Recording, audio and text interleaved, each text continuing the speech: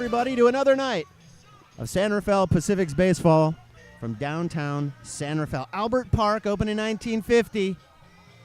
Sixth year for the Pacifics. San Rafael in a position that they haven't been in very often, and that is outside of first place. Sonoma Stompers in the house. Sonoma in first place. The champs of the league last year. Sonoma is well on their way to becoming the champs of 2017. The only team, I would think, that that has any chance of keeping the Stompers out of the winner's circle this year would be good old San Rafael. The Pacifics, however, in the second half are 4-4 against the 7-1 Stompers. So the Stompers already won the first half by a mile, and now they're killing it in the second half. The Pacifics at 4-4 are the closest to them in second place here in the second half of the season. 21-26 overall for the San Rafaels. And as mentioned, in second place, Stuart Horn, yours truly, at Albert Park, as we see the managers at home plate going over tonight's ground rules and starting lineups and so forth. Matt Kavanaugh is not out there, but the pitcher... Let's see, the San Rafael Pacifics have their pitching coach out there, Nick DeBar, it looks like.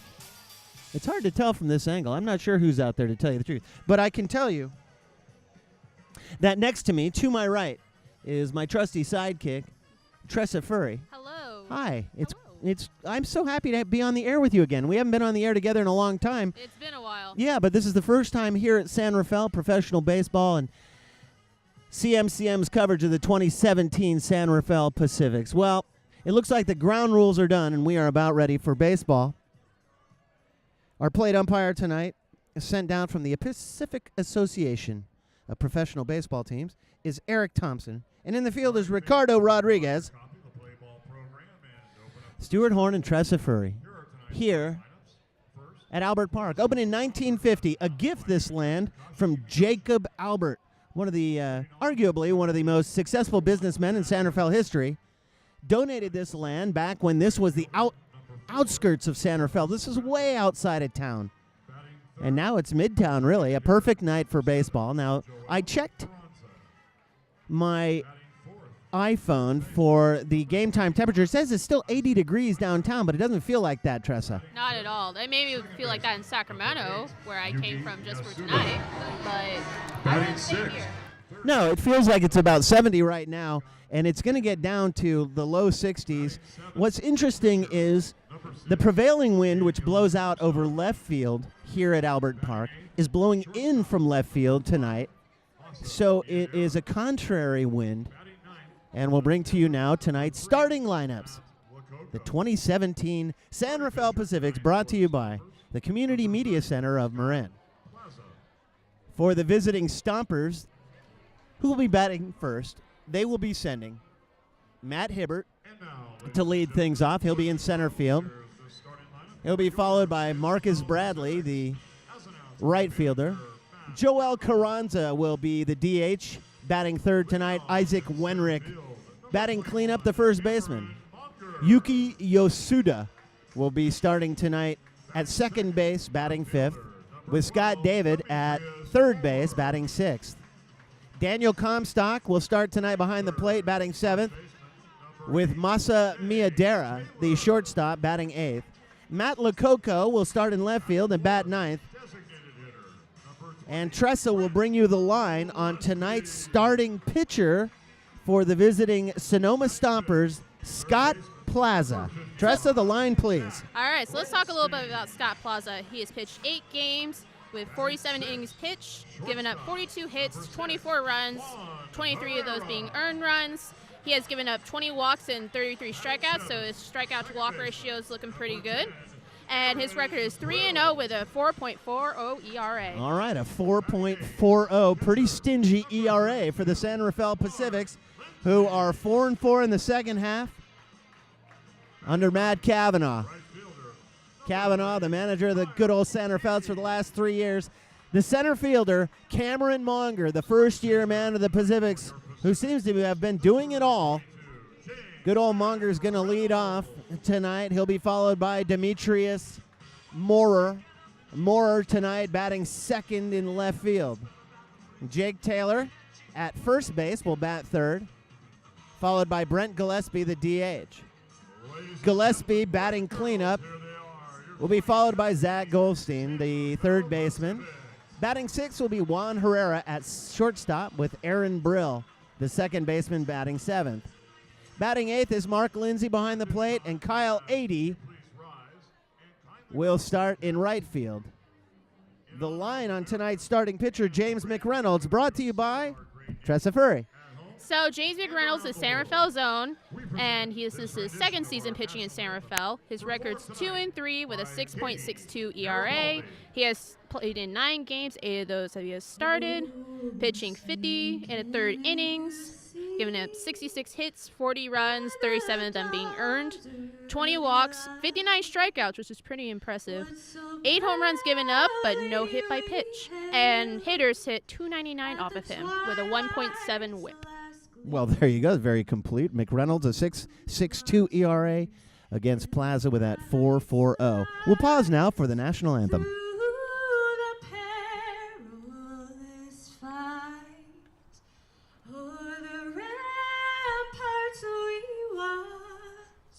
We're so gallantly streaming, and the rockets red glare, the bombs bursting in air, gave proof through the night that our flag was still there.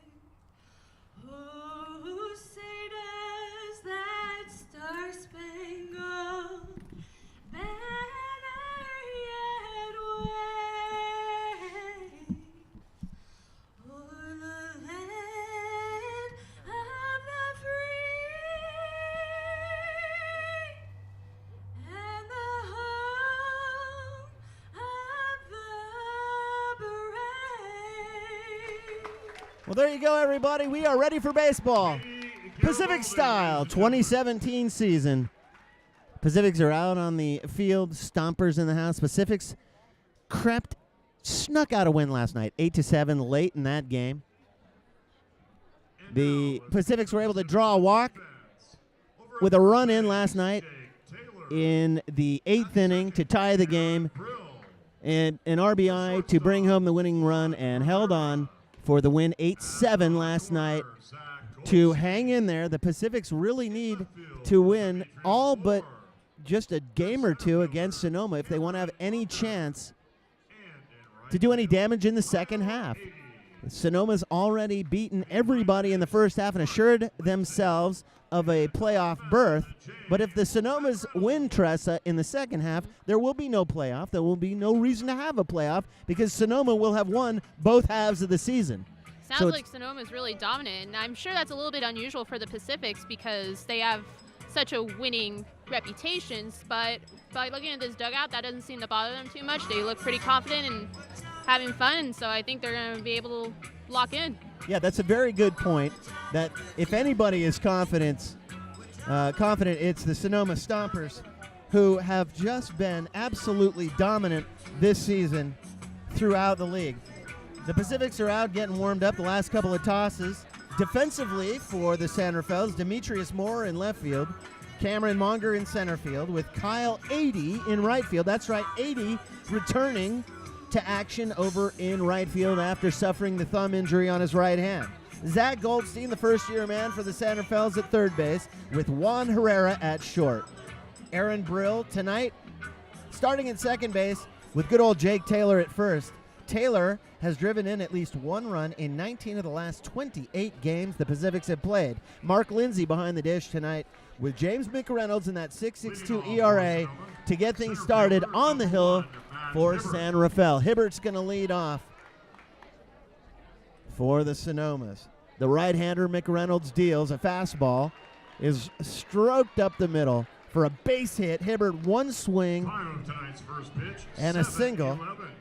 Tressa one swing, and already the Stompers have a base runner. Well, it looks like Sonoma knows that if they got to get to McReynolds pretty early if they want to have any success. I feel like early runs are just the best runs. Marcus Bradley, who scored last night in the top of the first inning in that 8-7 loss for the Stompers. Pacifics victorious last night. Starting tonight, Bradley in right field, batting second with Hibbert at first. McReynolds takes a long look, and a slider catches the outside black, strike one. 0-1 on Bradley. Joel Carranza, the big slugger, is on deck. Hibbert the runner at first. A modest lead and a throw over to first. Hibbert dives back in safely.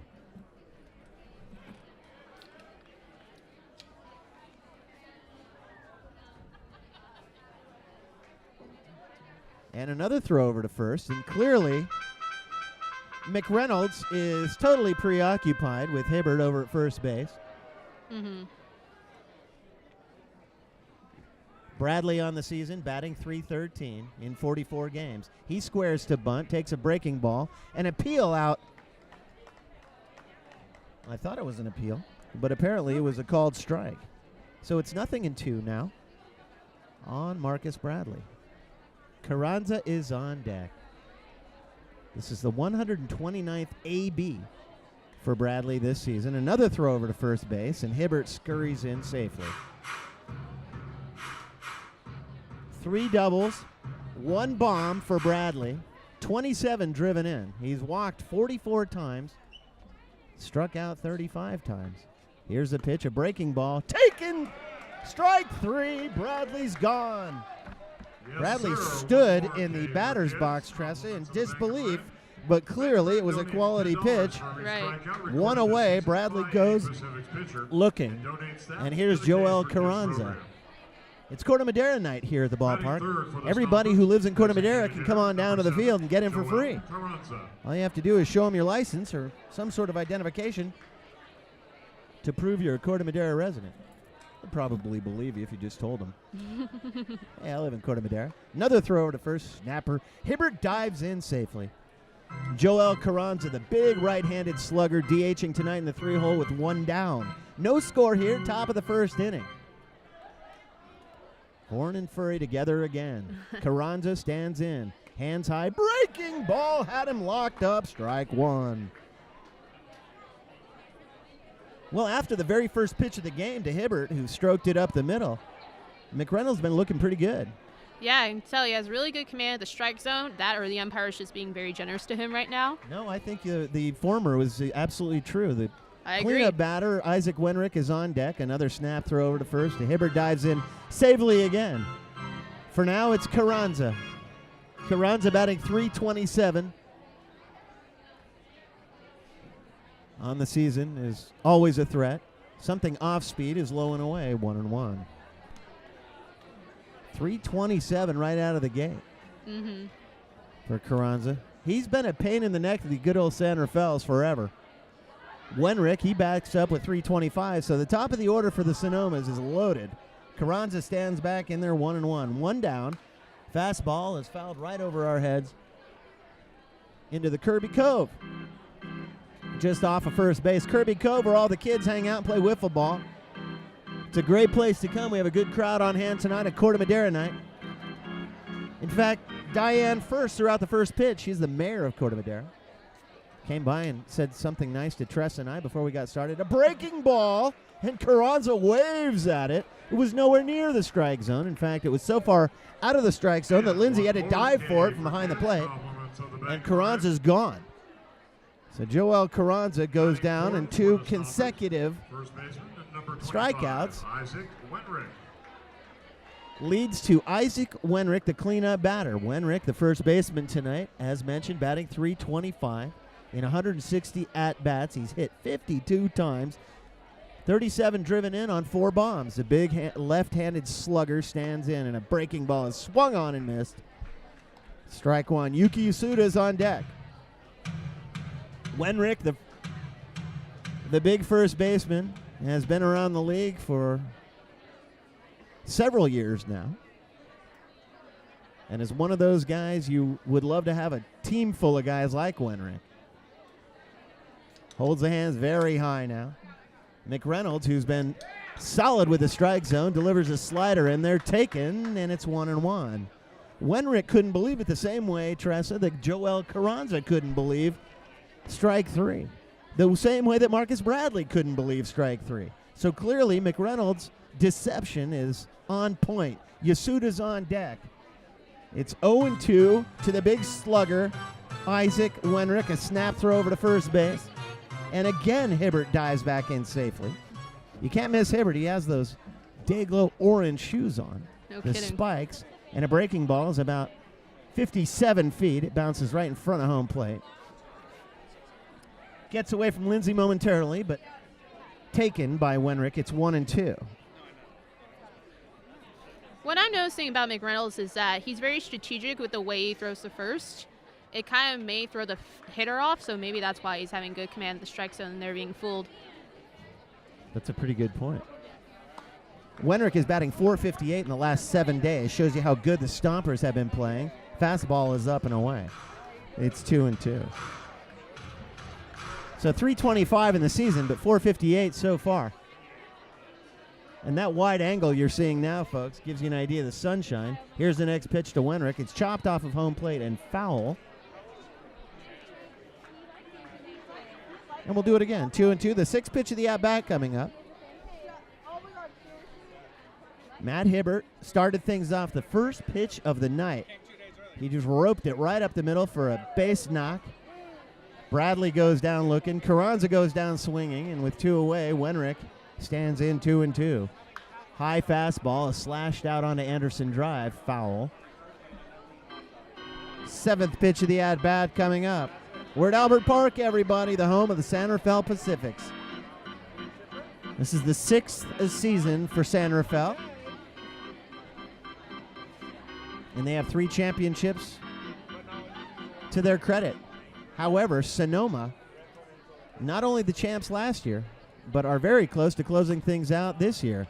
High breaking ball is taken, and it's a full count for the first time tonight against Isaac Wenrick. McReynolds has thrown more pitches to Wenrick than he would like. This, the 9th pitch of the at-bat coming up. Check it, the 8th. After some very efficient work to the first 3 batters. Here it is. Fastball taken away, and he walked him. Looks like Weinrich got to McReynolds a little bit because Weinrich's adopting the strategy I think the entire team's adopting right now is that just keep fouling off of him, wear him out, put any ball in play. So you got to get right in there on that thing. Right. Okay. They can edit that out. All right.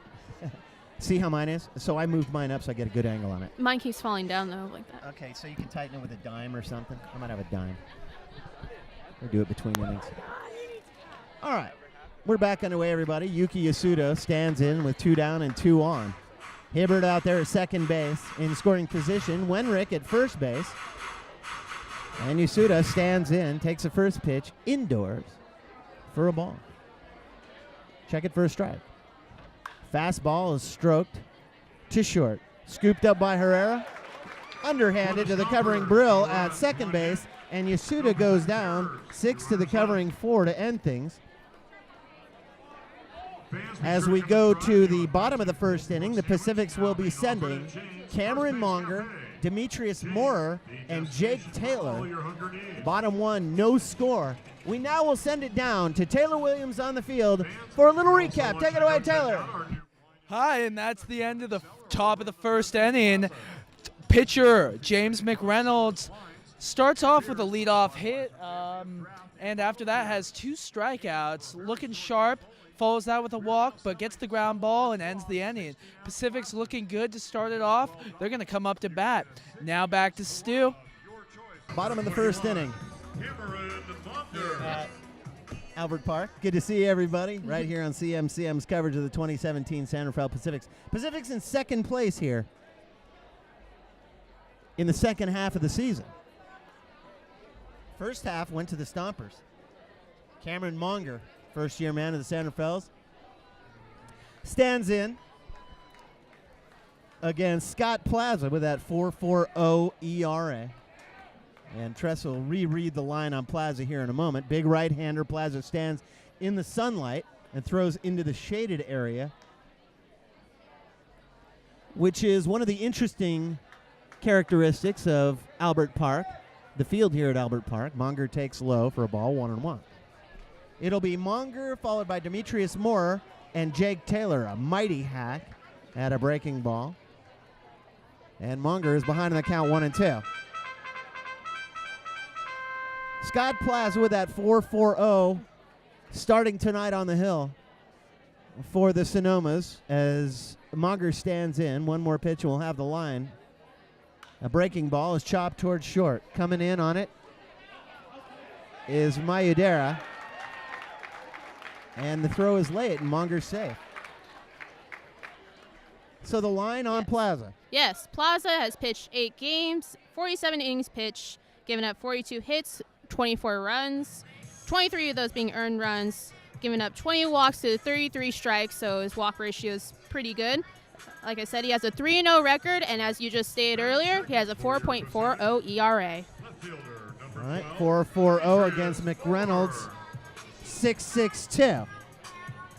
Here's Demetrius Moore, one of the more flashy players of the Pacifics and a fan favorite. Moore, starting tonight in left field, takes a fastball for a strike. 0-1 on Moore.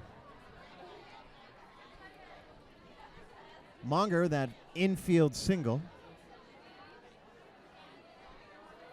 As Mayadora was not able to get it over to first in time. Snap throw over to first. And Monger dives back in. Jake Taylor's on deck with Brent Gillespie in the hole. For now, though, it's Demetrius Moore, the left fielder. Plaza heaves a breaking ball in there. Squares to bunt, pulls up. Moore takes 1-1. Bottom of the first inning, no score. Here on CMCM's coverage of the 2017 San Rafael Pacifics. Another snap throw, and Monger scurries back to the bag. That was close.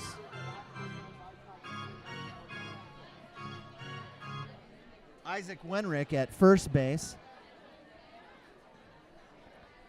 for the Stompers. There's a chopper over to third, and it gets under the glove of Scott David into left field, and that advances Monger to second base. So Moore hits a breaking ball into shallow left, just got right under the glove of Scott David at third, and Jake Taylor comes up now with nobody out, 2 men on. Pacifics with consecutive base knocks.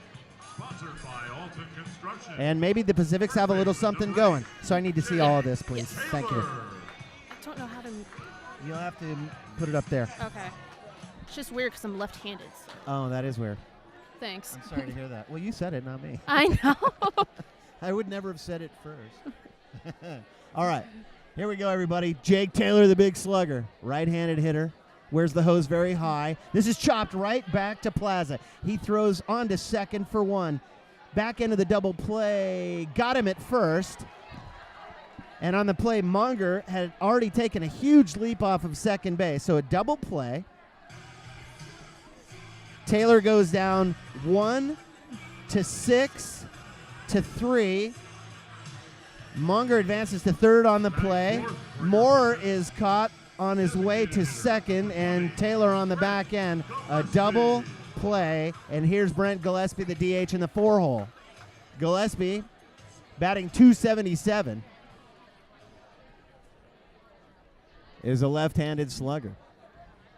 Cleanup batter, 43 hits, 39 driven in. Gillespie this season, 14 bombs, tied with Taylor, leading the Pacifics. 14 bombs, everybody. 47 runs driven in. Oh, man. Taylor and Gillespie, exact same numbers in home runs and RBIs. Here's a breaking ball, and he swung on and missed. And very quickly, Gillespie is behind in the count, 0-2. Zach Goldstein is on deck. Plaza takes a long look in. Monger, the runner at third base, will score with anything. Gillespie's got to get it in play. The DH stands in. Here's Plaza, looks over to third. The 0-2. Fastball is up and away, taken 1-2. That's a good take, Tressa. I agree. I see that the Pacifics are being more patient with their pitches instead of swinging at first pitches. In fact, Taylor swung at the first pitch, and that's how he got the double play. The other hitters are being patient, and they're on base. Very good. Plaza, another long look. Here's a breaking ball swung in the dirt, and it gets away from Comstock, the catcher, who throws onto first base. And Gillespie goes down 2 to the covering 3. Well, the Pacifics definitely threatened there in the bottom of the first inning, but couldn't get it done. We'll go top 2 for the Stompers. Scott David, Daniel Comstock, and Masa Miyadera, the 6, 7, 8 hitters for the Stompers. No score, top 2 coming up. And we'll take it down to the field now. And here's Aziz with a new feature from CMCM, as Aziz is going to synopsize, believe it or not, everybody, in Arabic, right here on CMCM. We'll send it down to the field now. The Pacifics بدأوا بداية قوية وسجلوا ضربتان متتاليتان وأضعفوا دفاع فريق سونوما. أعود إليك مرة أخرى سرود. Back to you, Stu. Top 2, no score. Stompers and the Pacifics here in downtown San Rafael. Scott David batting in the 6th hole will lead things off in the top of the 2nd inning. Takes the first pitch in the dirt and fouls the second pitch back. It's 1-1. Top of the 2nd and no score, though both teams, Tressa, in the 1st inning threatened. Pacific's got a runner as far as third base. Slider is low and away, and it's 2-1. You can see that Sonoma's going to try to capitalize on that. David batting .284, a left-handed batter. 43 games played for Sonoma in this stellar year for Sonoma. Any way you look at it, they've just been great. Cross the knees with a fastball, 2-2. And they were great last year, and they're better this year. Here's the 2-2. Swung on in the dirt. It gets away from Lindsay, who's going to have to fire it down. Not in time. It got away from Lindsay on the swung on strike 3. And Scott is safe at first base. How often do you see that, Tressa? In the major leagues, more often than you think. Well, at this level, you see it even more than that. Right. So Scott David swings at a breaking ball in the dirt for strike 3, but it gets away from the catcher, Mark Lindsay, and Scott David heads up, runs down to first base. So he steals first after the K. Doesn't count as an out, obviously. Here's Daniel Comstock. Comstock, a right-handed batter, his first look tonight at McReynolds. Hammers the first pitch, right field and deep. Back on it is 80. He can't get to it. It's off the base of the wall at the North Gate acoustic sign. Coming in to score on the play and getting away from Lindsay. All the way around from first base is David Scott, or check it, Scott David, who stole first base and scores the first run of the night on the Daniel Comstock RBI after the overthrow comes in and gets away from the catcher, Mark Lindsay, from 80 in deep right field. Comstock ends up at third base. He'll be credited with a double off the base of the wall and advance to third on the overthrow. And the fundamentals continue to haunt the San Rafaels. Scott David, if you can believe it, steals first base after striking out and scores on the very next pitch. Here's Masa Miyadera. Oh, brother. Matt Lococo is on deck. Can McReynolds get it together? A breaking ball is taken, ball 1. We're in the top of the 2nd inning, and it's 1-0 in favor of the visiting Stompers, who were 7-1 in the second half of the season. Miyadera ahead in the count, 1-0. Takes across the knees on the outside black, 1-1. Miyadera, his first look at McReynolds tonight, batting .254 with 21 driven in. McReynolds deals a breaking ball, taken, ball 2, 2-1 to the shortstop, Miyadera. For the Pacifics, Demetrius Moore out there in left field with Monger in center. Kyle 80 in right. Miyadera stands in, 2-1, low, 3-1. And McReynolds may be shaken by the series of events that preceded Miadera. Not to mention fast pitch series of events. Stompers really just started attacking at first pitch like they did in the first inning. Maybe threw him off guard. Comstock, the runner at third base. Nobody out, 1 run in. Breaking ball, the slider across the belt taken by Miadera. The count is full. Second batter tonight to go full. Wenrick back in the first. Took McReynolds full, and now here it is with Miadera. Swung at a fastball, chopped to short. The run will score. Herrera onto first. And mercifully, 1 away on the play. Daniel Comstock scores. It's 2-0. So Miadera with an RBI. 6 to the covering 3. And here's Matt Lococo, the 9-hole hitter. Oh, how things can unravel so quickly, Tressa. No kidding. McReynolds thought, well, he did have Scott David, who swung at that breaking ball. And on the play, it got away from Lindsay, and Lindsay couldn't find it. Scott heads up, runs to first, and scores on the very next pitch. Here's Lococo. Lococo tatters one to Brill at second, who muffs it. Brill dove in front of it. He skidded right in front of it and then absolutely booted it. He just couldn't get it out of the glove and get it onto covering Taylor. He had plenty of time. He sure did. Lococo reaches base on an error on Aaron Brill.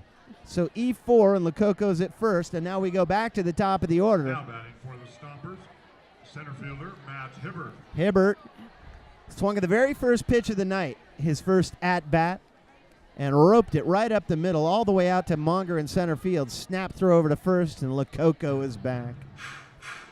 Hibbert 1 for 1 on the night.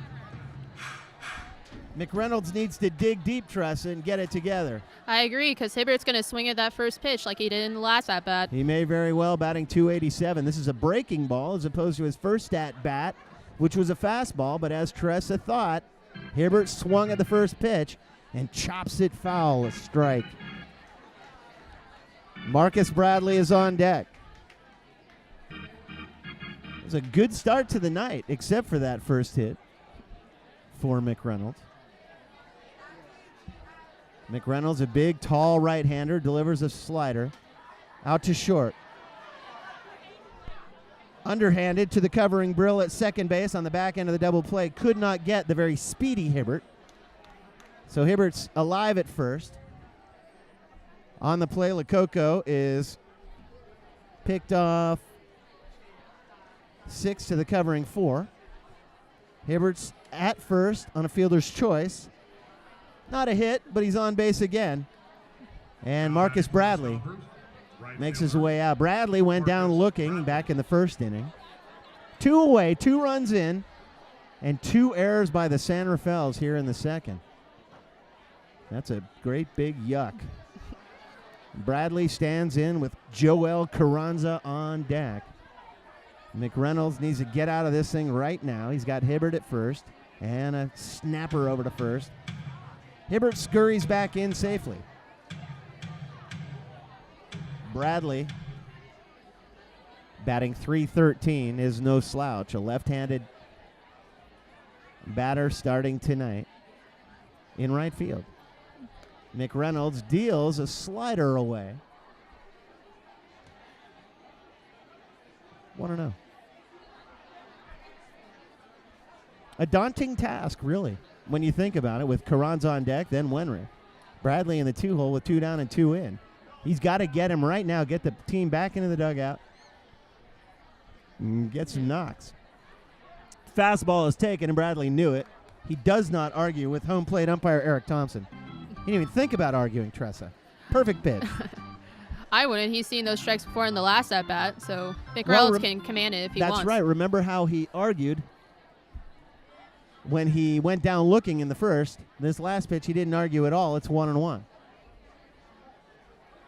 Stephanie Plant, one of the Pacific's owners, just came by and gave Tressa and I the thumbs up. It's always nice. Carranza's on deck, but now it's Bradley, 1-1. 0 for 1 on the night is Bradley, the left-handed slugger. He takes a slider for strike 2, something off speed. 1 ball and 2 strikes to Marcus Bradley. Bradley had a great night last night, batting in the 2-hole. Stompers in first place here in the second half after they beat up everybody in the first half.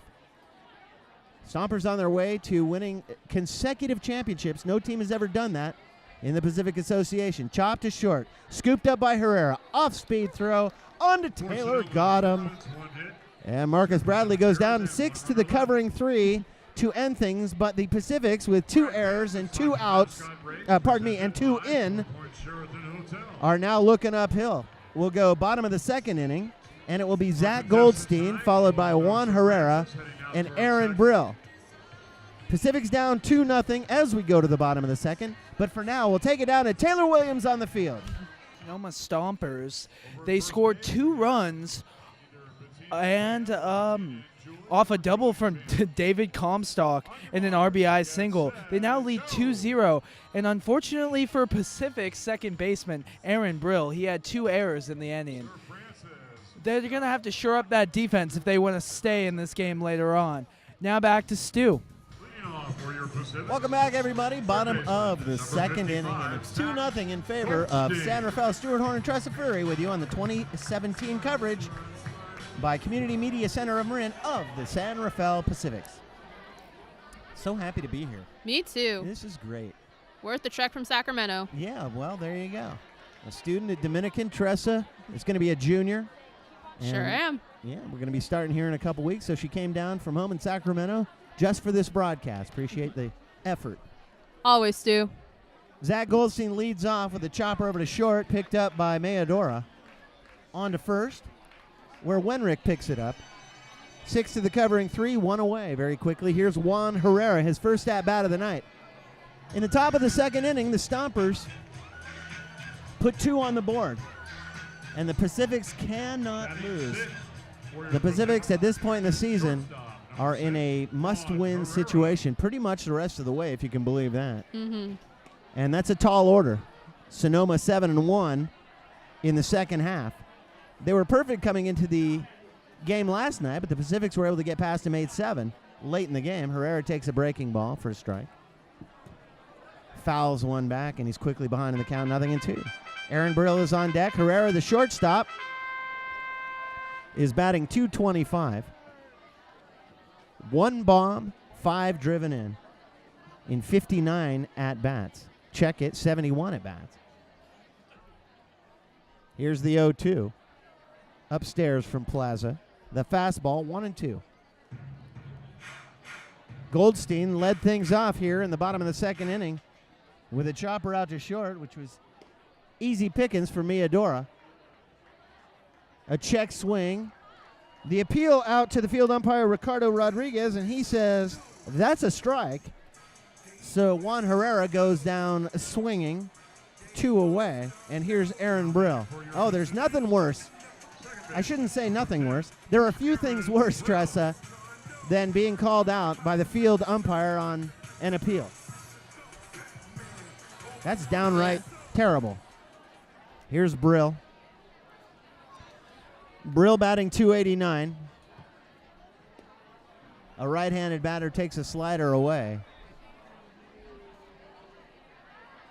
1-0. Mark Lindsay's on deck if Brill does something great like get on base. Brill, 1 bomb and 13 driven in. Takes a fastball, 1-1. Bottom of the second inning, everybody. Pacific's down 2-0. 2 errors back in the second inning. Funny how those 2 numbers kind of go together. Errors almost always equal runs, right?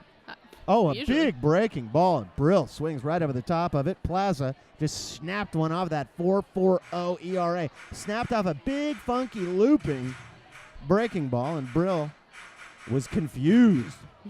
1-2. The second baseman, Brill, accounted for the second error back in the top of the second.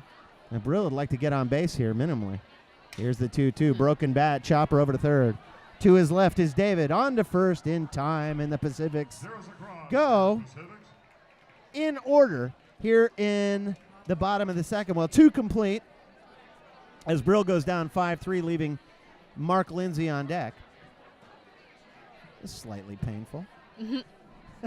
Not what the Pacifics needed. No, but we'll go to the top of the third inning, We want to welcome our newest member. and it will be Joel Carranza, followed by Isaac Wenrick It's John and Yuki Yasuda for the visiting Stompers. Top of the third coming up. It's 2-0. Carranza, Wenrick, and Yasuda. And we'll send it down to Aziz on the field now for a recap. في الفصل الثالث يبدو أن الرامي سبب كارثة للاعبي ذا باسيفيكس. يبدو أنه لاعب جيد جدا وقام بصعوبات وجعل الأمر صعب جدا لدرجة أنه قام ب3 سترايكس. لا زالوا يلعبون بشكل جيد، قاموا بخطأين ولكن اللاعب لا يزال بصالحهم. أعود إليك ستو. Get back to you, Stu. Welcome back, everybody, to the top of the third inning. Santa Fe trails 2-0. Horn and Furry, your Joel Carranza. Pacific's broadcasters for tonight's game from downtown San Rafael.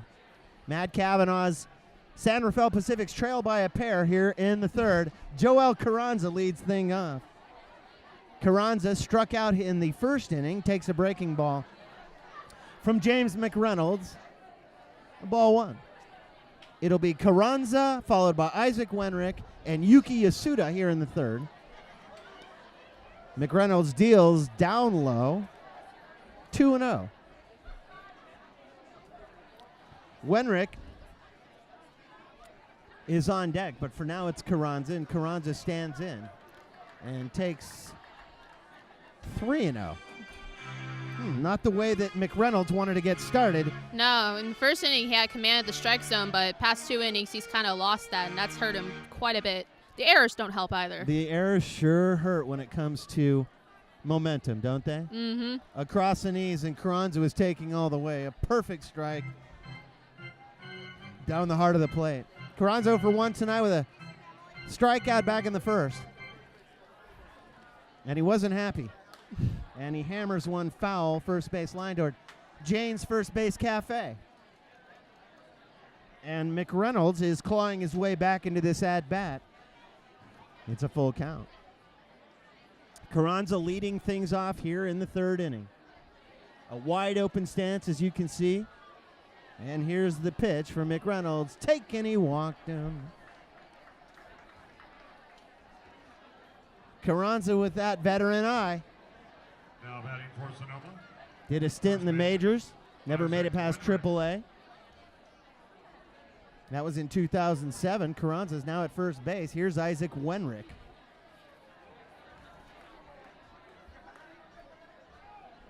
That's what I was looking for. There you go.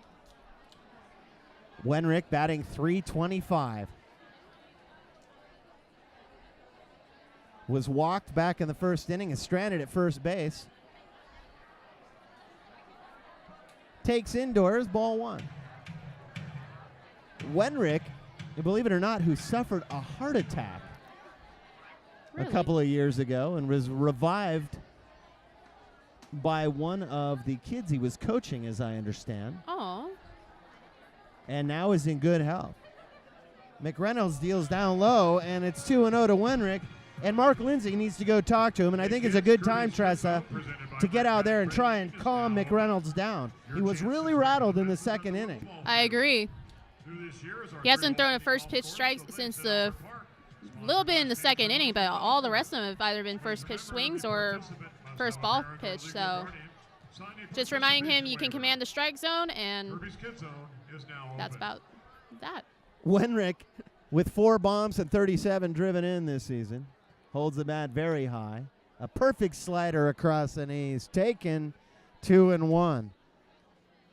And maybe that little mound visit from Mark Lindsay, the catcher, to James McReynolds, the big right-hander for the Pacifics, was a good thing. There's a fastball across the knees, taken 2-2. So since the mound visit, consecutive quality pitches from the big right-hander. Sometimes that's all you need. Yuki Yasuda's on deck. Wenrick stands in. 2-2. Here it is. Very high. And now it's full. Joel Carranza, the runner at first base, not likely to steal. Although, yeah, Carranza's only stolen one base this year. Carranza at first, a full count, down low. McReynolds walks consecutive stompers. And with 2 on and nobody out, a mound visit from Nick DeBar. Fans, this being Corte Madera night here. The San Rafael's pitching coach, and We have a Corte Madera fun fact for you. DeBar, the veteran, Corte Madera means the imperative who's actually a part of the rotation, is going to talk to McReynolds. And Tress, I think that's a good idea. I certainly think it's a good idea because he's given up 2 consecutive walks and he hasn't struck anyone out since the first inning. So maybe they're just checking up on him, seeing if he's feeling all right, at the very least. Well, so I want to challenge what you just said because, in Okay. fact, he struck out Scott David to lead things off in the second, Correct. right? But David swung at strike 3, and then Lindsay couldn't handle it.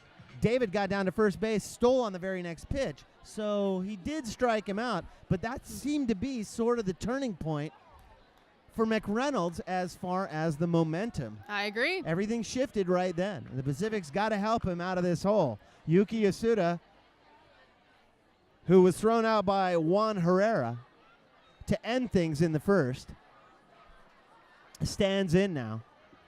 Now, the thing about Yasuda is he swung at the first pitch last time up. Carranza walks on 6 pitches. Wenrick walks on 6 pitches. So already McReynolds has thrown a lot of pitches just here in the third inning. Yasuda, who likes to swing early and often, squares to bunt. First base line and just foul. That Boy. was pitch number 50 for McReynolds already. Is that right? 50 Yep. pitches? You would like about 15 pitches per inning out of your starter. And obviously, we're only here in the third. He has nobody out yet, and he's already now at 51 pitches. A strike on Yasuda with Scott David, who really got things started for the Stompers back in the second inning. Well, David's on deck. We're definitely going to see from David no matter what. But we're going to hear from him. We may see him as well. Yuki Yasuda stands in from the right side. He squares to bunt very early.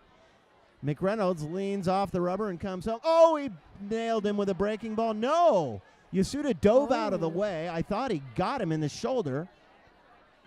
And it was one of those dive out of the way called strike. It was such a big looping curve. And to McReynolds' credit, Tressa, that's a big curveball. When the batter dives out of the way, down, he went all the way down into the dirt, folks. Mm-hmm. And it was called a strike. Few things are more embarrassing to a pro ball player than that very circumstance. Here's Yasuda, 0 for 1 on the night. He squares again very early. Runners at first and second, nobody out in the third. Here's the pitch in the dirt. It comes right off the face mask of Lindsay back into the area of play, and Carranza cannot advance from second base. Yasuda ahead in the count, 2-1. That was a break for the Pacifics. That ball could have gone anywhere. It hit him right in the face mask. A breaking ball that landed about 5 feet in front of the plate, and it caught Lindsay in just the perfect spot. Yasuda again squares early and pulls up. Butcher Boy, chopper third base. One hop over to Goldstein, on to second. Wenrick is out at second. On the back end of the double play, everybody's safe. Yuki Yasuda reaches on the fielder's choice. Runners now at first and third with one away. And now Scott David, who got things started in the second inning momentum-wise for the Stompers, struck out, stole first on the dropped ball by Lindsay after swinging strike 3, came all the way around to score on the RBI double by Comstock on the very next pitch. David, from the left side, is officially 0 for 1 tonight with a run scored. Snap throw over to first, and Yasuda's back standing. So Carranza is the runner at third base. Yasuda, the runner at first base, having reached on the back end of a fielder's choice. Scott David, the left-handed slugger, chops one, cues it off the plate. One strike on him. Daniel Comstock is on deck. Kind of a big moment in the game, any way you look at it. We're in the top of the third inning. It's a 2-run ball game. San Rafael trailing. Runners at the corners for Sonoma. David, the 6-hole hitter, takes a breaking ball in the dirt. Yasuda cannot advance. Oh, he's dying to go. Yasuda dancing around over there at first base. Has 9 stolen bags on the season, caught 3 times. 1-1 to Scott David. McReynolds stands tall, looks out of the corner of his left eye. A high fastball is taken for a strike. 1-2, and McReynolds is ahead in the count. There's a good shot. A snap throw over to first. A good shot of McReynolds, the tall, lanky right-hander. Snaps it over to first, and Yasuda's back. There's a good shot of Jake Taylor, the first baseman for San Rafael, and a pretty ample lead for Yasuda. Chop first base side, foul. Scott just can't get a good piece of it. 1 ball and 2 strikes. We'll do it again. The 5th pitch of the at-bat coming up. McReynolds has got to be somewhere now around 60 pitches. Tressa keeping count. Sure am. McReynolds, a long look in now to Lindsay. Just as the last few sunbeams are hitting him in the left eye. Breaking ball. 1 hopper to second. Speared by Brill. On to first. And he doubled him up. So not a 1 hopper to Brill. In fact, it was a line drive to Brill. He's back on to Taylor, and Yasuda was leaning. So Yasuda officially is the 3rd out. Scott David with a line drive over to 4 for the 2nd out. And as it turns out, McReynolds gets out of it, Tressa. Mercifully, we go bottom of the 3rd inning.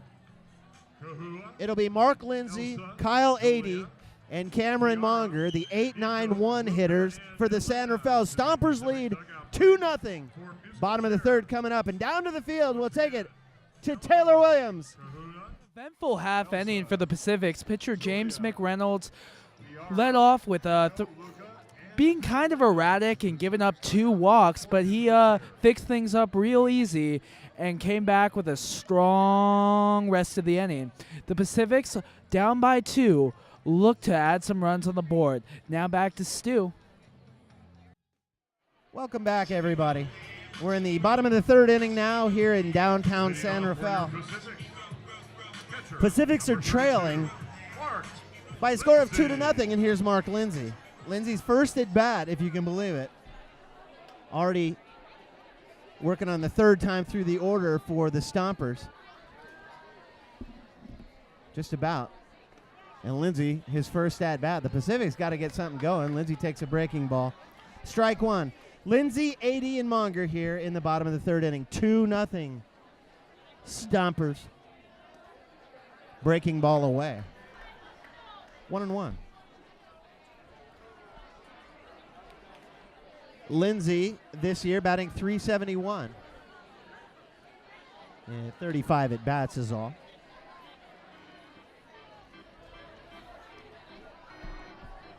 And he takes a ball. 2-1 with Adey on deck. Well, Lindsay in the 8-hole chops one over to first base. Diving for it is Wenrick. He's able to come up with it, take it himself, 3 unassisted, and Lindsay's gone, 1 away. Pretty good play there by Isaac Wenrick, the veteran. Wenrick over at first base had to kind of slide away from the bag on one knee and then run to the bag ahead of the speedy Mark Lindsay, but he was able to do all of that and got him by 3 or 4 steps. Here's Kyle Adey in the 9-hole. First at bat, Adey takes a look at the big, tall right-hander Scott Plaza with that 4.40 ERA. Plaza, who's staring right into the setting sun for just a few more minutes, takes a strike. And now he takes another strike. And quickly he's behind the count, 0-2. Pacifics need base runners, although it's still very early in the game. Cameron Monger, the first-year sensation with the Pacifics, is on deck. 80 slashes at a big breaking ball into shallow left field. He goes opposite field, breaking away from Matt Lococo, the left fielder for the Sonomas. Lococo had to run for it, and 80 is at first base with a big, long single. And a quality base knock as we turn the order over, and here's Cameron Monger, an infield hit to short back in the first. Or Monger was able to beat it out on a kind of a weird play by Miyadora at short back in the first inning. So Monger 1 for 1 on the night. Just his second look at Plaza, a snap throw over to first, and 80 dives back into the bag safely. 80's got the low stirrups with the 3 stripes on the hose up to the knees tonight. That's a good look. I agree. Monger swings at a breaking ball. It's way out in front of it. One strike on Monger, the center fielder. For those of you who have been following the Pacifics for the last, any time over the last 5 years, Monger is the man who now patrols center field after the Gold Glover Zach Pace was out there for 5 consecutive years. Good old number 24 Pace. Consistently defensive player of the year in 2015 and in 2016. And then Pace retired at the end of last year.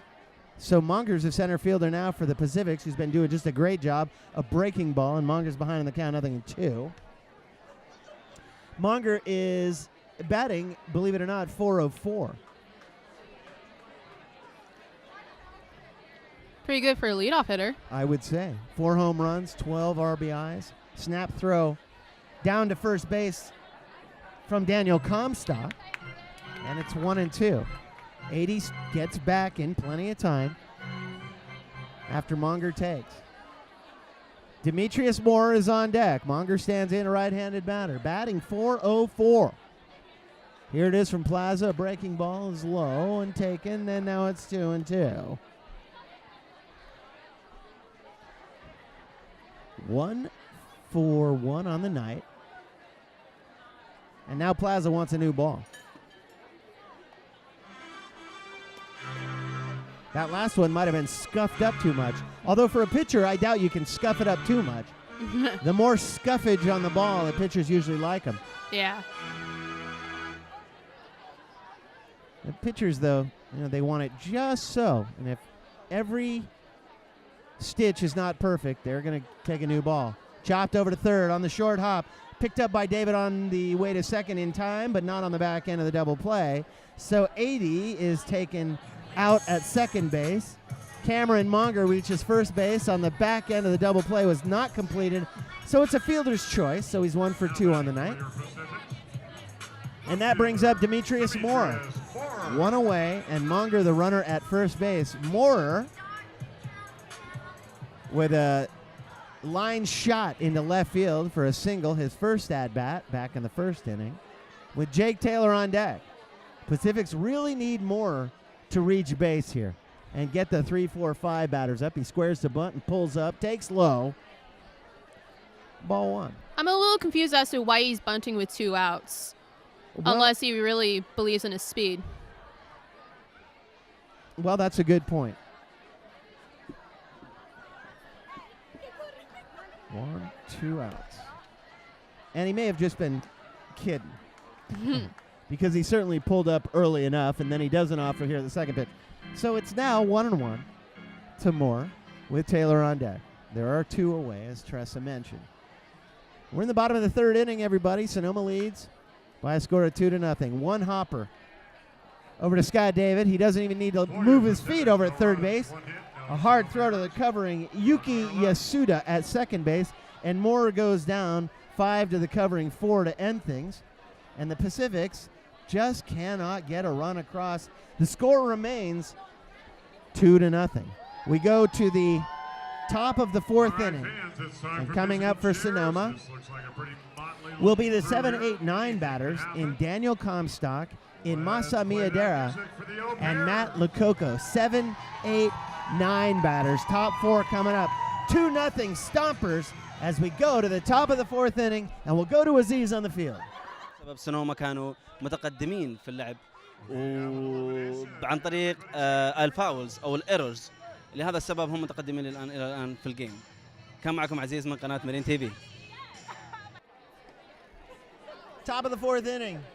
And here's Daniel Comstock for the Sonomas. Comstock is 1 for 1 on the night, a double back in the 2nd inning and a run scored. It's 2-0 Centerville trails.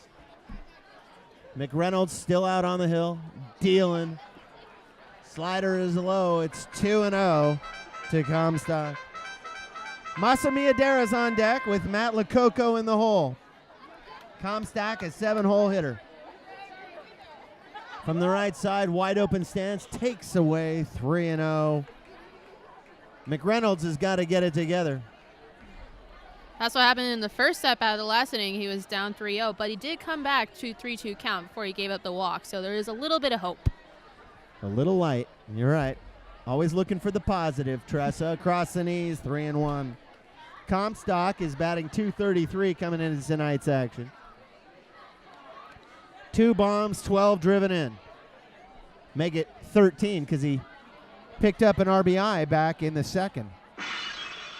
Oh, broken glass. Fix it fast. He fouls it out of play, and the count is full.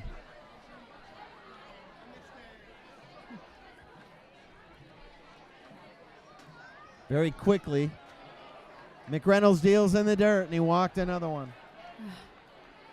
Deja vu? Fourth walk on the night. Pardon me? Deja vu? Yeah, don't say that. Here's Masa Miadera, who knocked into a 6-3 RBI back in the 2nd inning. So officially, no hit, but an RBI.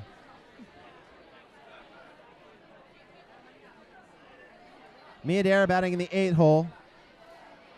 Nobody out. Comstock the runner at first. Across the knees, taking a fastball for a strike. Lococo is on deck. Miadera batting .254 in the 8th hole. 21 driven in this season, but he's walked 27 times. Right up there among the leaders for the Sonomas. Snap throw over to first, and Comstock's back in safely. Our next telecast, folks, will be on August 4th. Tressa will be back, yours truly. Taylor Williams. Aziz will be here. Another snap throw over to first. Comstock's back safely. That'll be 7:05 first pitch. Tonight is Corte Madera night. If you are from Corte Madera, you get in free, and a pretty good crowd on hand, Tressa. Breaking ball is taken away, and it's 1-1. A very good crowd, a lot of people hanging out. First base side, the Budweiser Club. Third base side, tons of people. Over in the Chronic Cellar, people are lined up, get a glass of wine, and enjoy some nice evening baseball because it's about 70 degrees now. I mean, it just really couldn't be better. 0 wind, a breaking ball across the belt to Masa Miadera is taken. 1 ball and 2 strikes on him. Lococo is on deck. 2-0 Stompers. Nobody out here. We're in the top of the 4th inning. Pacifics need to hold and get a couple in. High chopper onto second. Underhanded by Brill. Back end of the double play. The throw by Herrera's up the line. Taylor can't handle it. Miadera on the overthrow advances to second. Comstock is out for 1 away on the way. Comstock goes down 6 to the covering 4. Check it. That's not how Comstock went down. He went down at 4 to the covering 6. And then the throw by Herrera was strange enough that Taylor couldn't handle it. Mm-hmm. And Masa Miadera advances to second on the overthrow.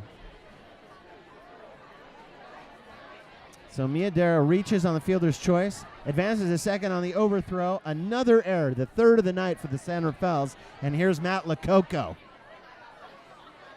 Lococo reached base back in the second inning. An error on Brill at second base. And takes low for a ball.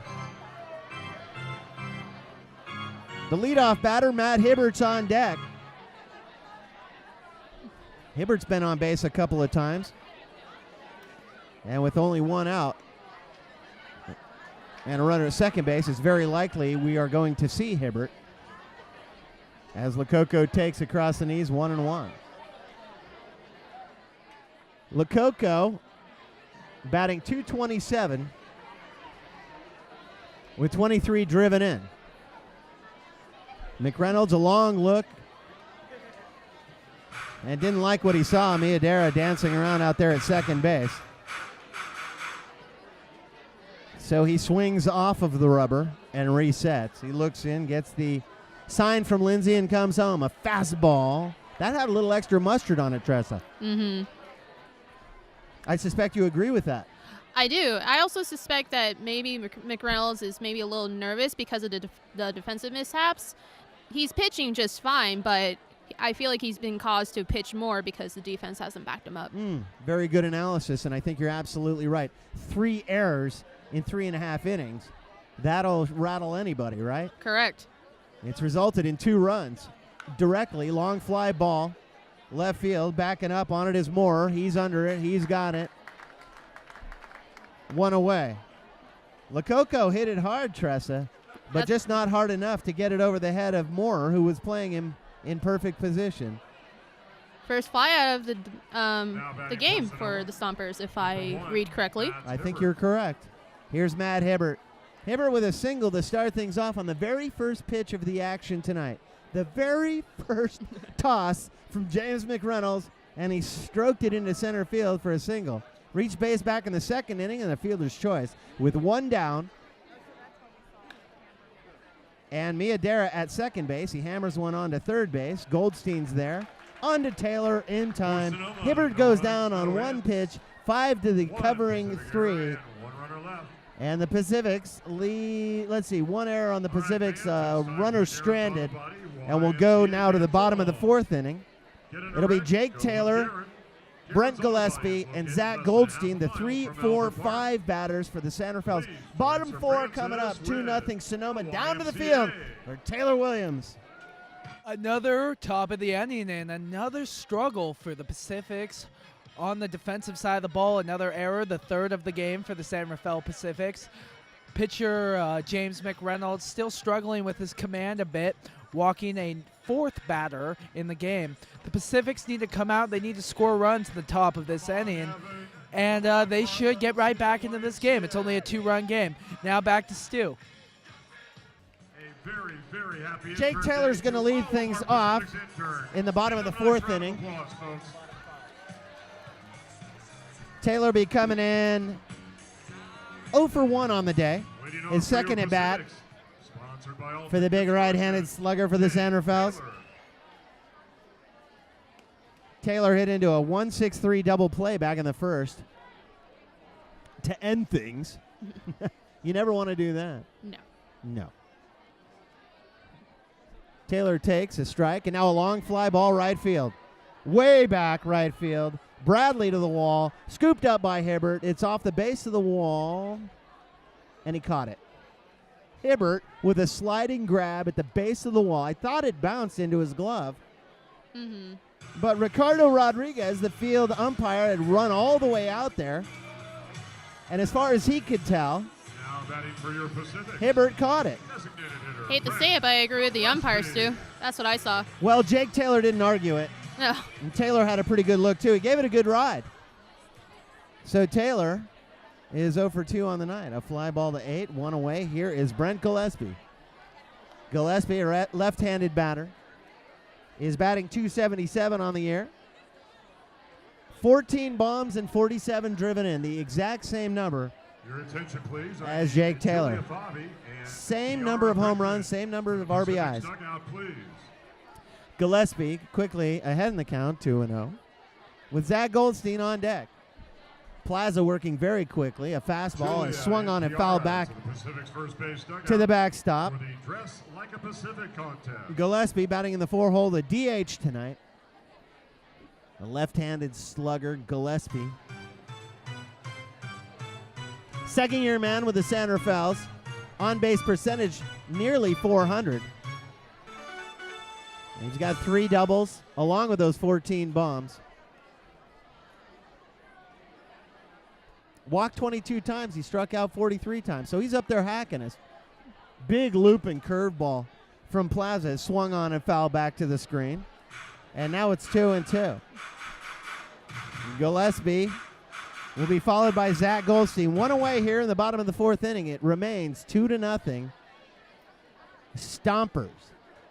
Stompers 7-1 in the second half of the season. Here's Plaza. Got him with a slider.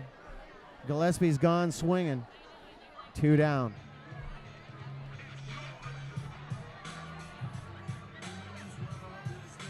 And here's Zach Goldstein. For your Pacific. Third baseman, Zach Goldstein. Goldstein at third base, his first-year man with the San Rafaels, and boy, has he been great defensively. San Rafael for the last 5 years have been looking for a guy like Goldstein defensively at third base, having gone through, well over a dozen third basemen in the last 5 years. Well over a dozen. We're going all the way back to Hammer and Henry Calderon back in 2012. Started there and went through a bunch of different guys. And San Rafael is a tough place to play at Albert Park. You're staring into the sun for the first couple or 3 innings every game. At third base, the ball's coming fast enough as it is. Across the knees and taken. It's 2-1 to Goldstein here in the bottom of the 4th inning. Goldstein 0 for 1 on the night. A ground ball to Miyadera back in the 2nd inning. Goldstein is due. Something off speed, maybe a slider. Taken upstairs. Strike 2 called. 2-2. Juan Herrera's on deck. 2 down, bottom of the 4th. 2-0 Stompers. Goldstein stands in. Plaza, a fastball is roped into shallow right. Diving for it is Bradley, and he comes up with it stretched out completely. Bradley, parallel to the ground, hauls it in. The most spectacular defensive play of the night, Tressa. What a way. The Pacifics can't get a break. Any way you look at it, a line drive all the way out to 9. The Pacifics go down 1-2-3. Once again, we'll go top of the 5th inning. It's going to be Marcus Bradley, Joel Carranza, and Isaac Wenrick. When we come back in the top of the 5th, it's 2-0 Stompers. Back down to the field now, Aziz for the recap in Arabic on MCM's coverage of the 2017 San Rafael Pacifics. أنا عزيز من قناة مارين تي في. في الشوط الرابع لا يزال فريق الباسيفيكس يواجه صعوبات مع رغم انه جميع الكرات التي يرمونها كرات استراتيجيه لمحاوله جعل فريق سونوما بضرب الكره بحيث يجعلوها خارج الملعب. الجميع تحت ضغط عالي جدا ويبدو انهم غير سعيدون جدا بالنتيجه ولا يزال فريق سونوما متصدرا بالنتيجه لضعف فريق دفاع فريق الباسيفيكس. انا عزيز من قناه مارين تي في ليله جميله في ملعب ألبرت بارك.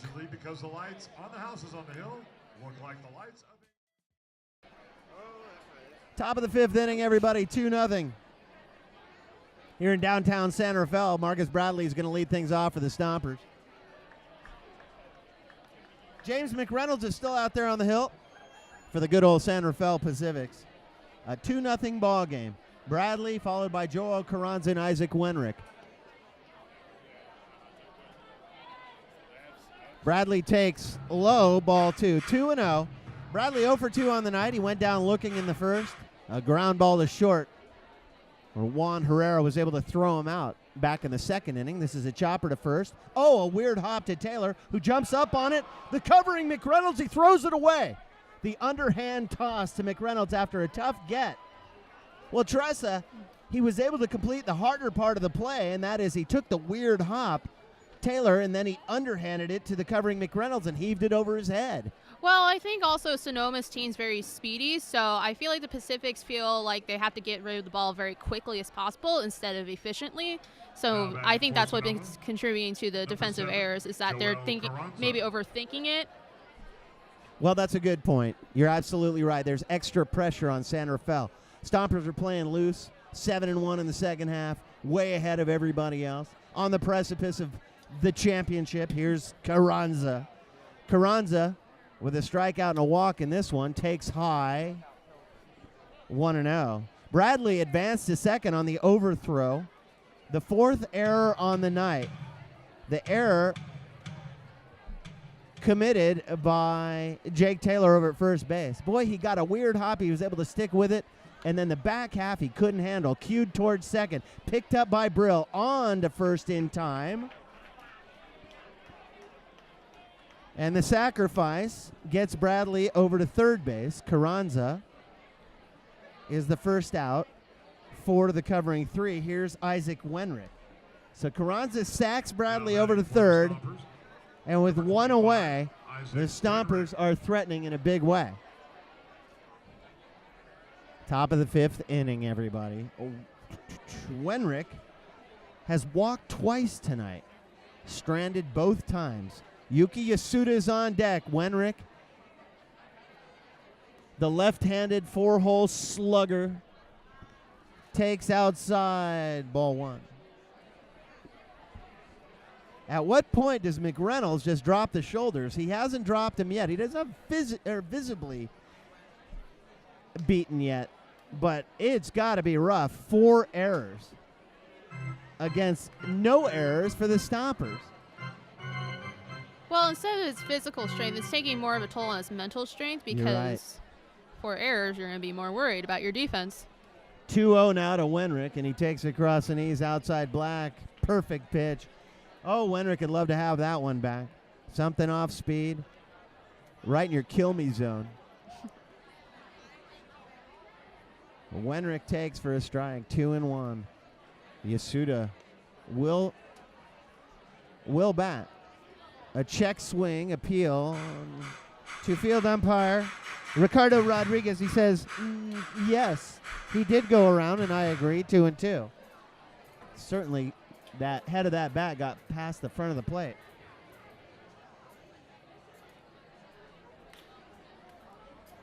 Wenrick to short. On the play, Herrera throws over to first to Taylor to get Wenrick. 6 to the covering 3 on the play. Marcus Bradley comes in to score, and now it's 3-0 Stompers. Number 8, Yuki Yasuda. Well, the Stompers are playing small ball, Tressa, and it's very effective tonight. I definitely say so. Yuki Yasuda coming up. Hit into a double play back in the third inning. Yasuda takes across the knees for a strike. Scott David is on deck. Oh, that's Scott David. What a pesky dude he's been tonight on the San Rafaels. Everything seemed to unravel when Scott David, back in the second inning, struck out and then stole first on the play and then came around to score on the very next pitch. Oh, that's heads-up base running is what that is. 2 down, Yasuda fouls it back. 2 strikes on him. What a lovely night it is out here. And Yasuda swings at a breaking ball in the dirt. And boy, was he off balance. Well, One Pacific's error. as it turns out, the infield knock by Marcus Bradley, well, it wasn't an infield knock, it was an error, in fact, on Jake Taylor that scored that third run. Yasuda goes down swinging. So now it's 3-0 in favor of Sonoma. Coming up for the San Rafaels here in the bottom of the 5th inning, it'll be Juan Herrera, Aaron Brill, and Mark Lindsay. The 6, 7, 8 batters is 3-0. We'll go down to the field now for Taylor Williams and a recap. As the sun starts to set here at Alberts Park, the Sonoma Stompers score one more run to make it a 3-0 lead. The Pacifics just can't shake their defensive problems tonight as they score a second half high 4 errors. You got to feel bad for pitcher James McReynolds. That's all for the recap tonight during this 5th inning. Let's send it back to Stu. Welcome back, everybody, to Albert Park. Bottom of the 5th inning, where the Pacifics trail by a score of 3-0. The visiting Sonoma Stompers. Stuart Horn and Taylor Williams now. Taylor sitting in, my right-hand man for tonight's telecast. Happy everybody's with us here on Corte Madera night in downtown San Rafael. And Taylor, your first game. It's nice to have you alongside, bud.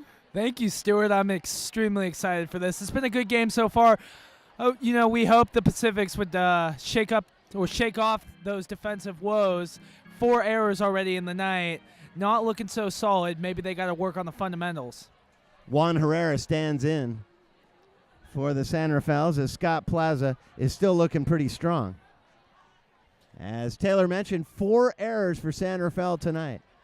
And it's 3-0 as in large part due to those errors. Herrera 2-2. Hammers one to first base. A short hop scooped up by Wenrick. Underhanded to the covering Scott Plaza at first. And he got him, the very speedy Herrera, by a half a step. And the Pacifics can't get anything to go their way tonight. Yeah, you can really tell the difference in this game right now. It's the solid defensive play of the Stompers versus the shaky defensive play of the San Rafael Pacifics. Unfortunately, you are absolutely right. Here's Aaron Brill. Brill 0 for 1 on the night, just his second at-bat, and here we are in the bottom of the 5th inning. That speaks to the efficiency of Plaza out there on the hill with that 4.40 ERA. Brill, a ground ball over to Scott David at third base back in the 2nd inning. A big breaking ball just looping in there. Funky breaking ball from Plaza is taken for a strike. Yeah, Stu, it's interesting. Both the Pacifics and the Stompers have 3 hits apiece, yet the Stompers have been able to capitalize.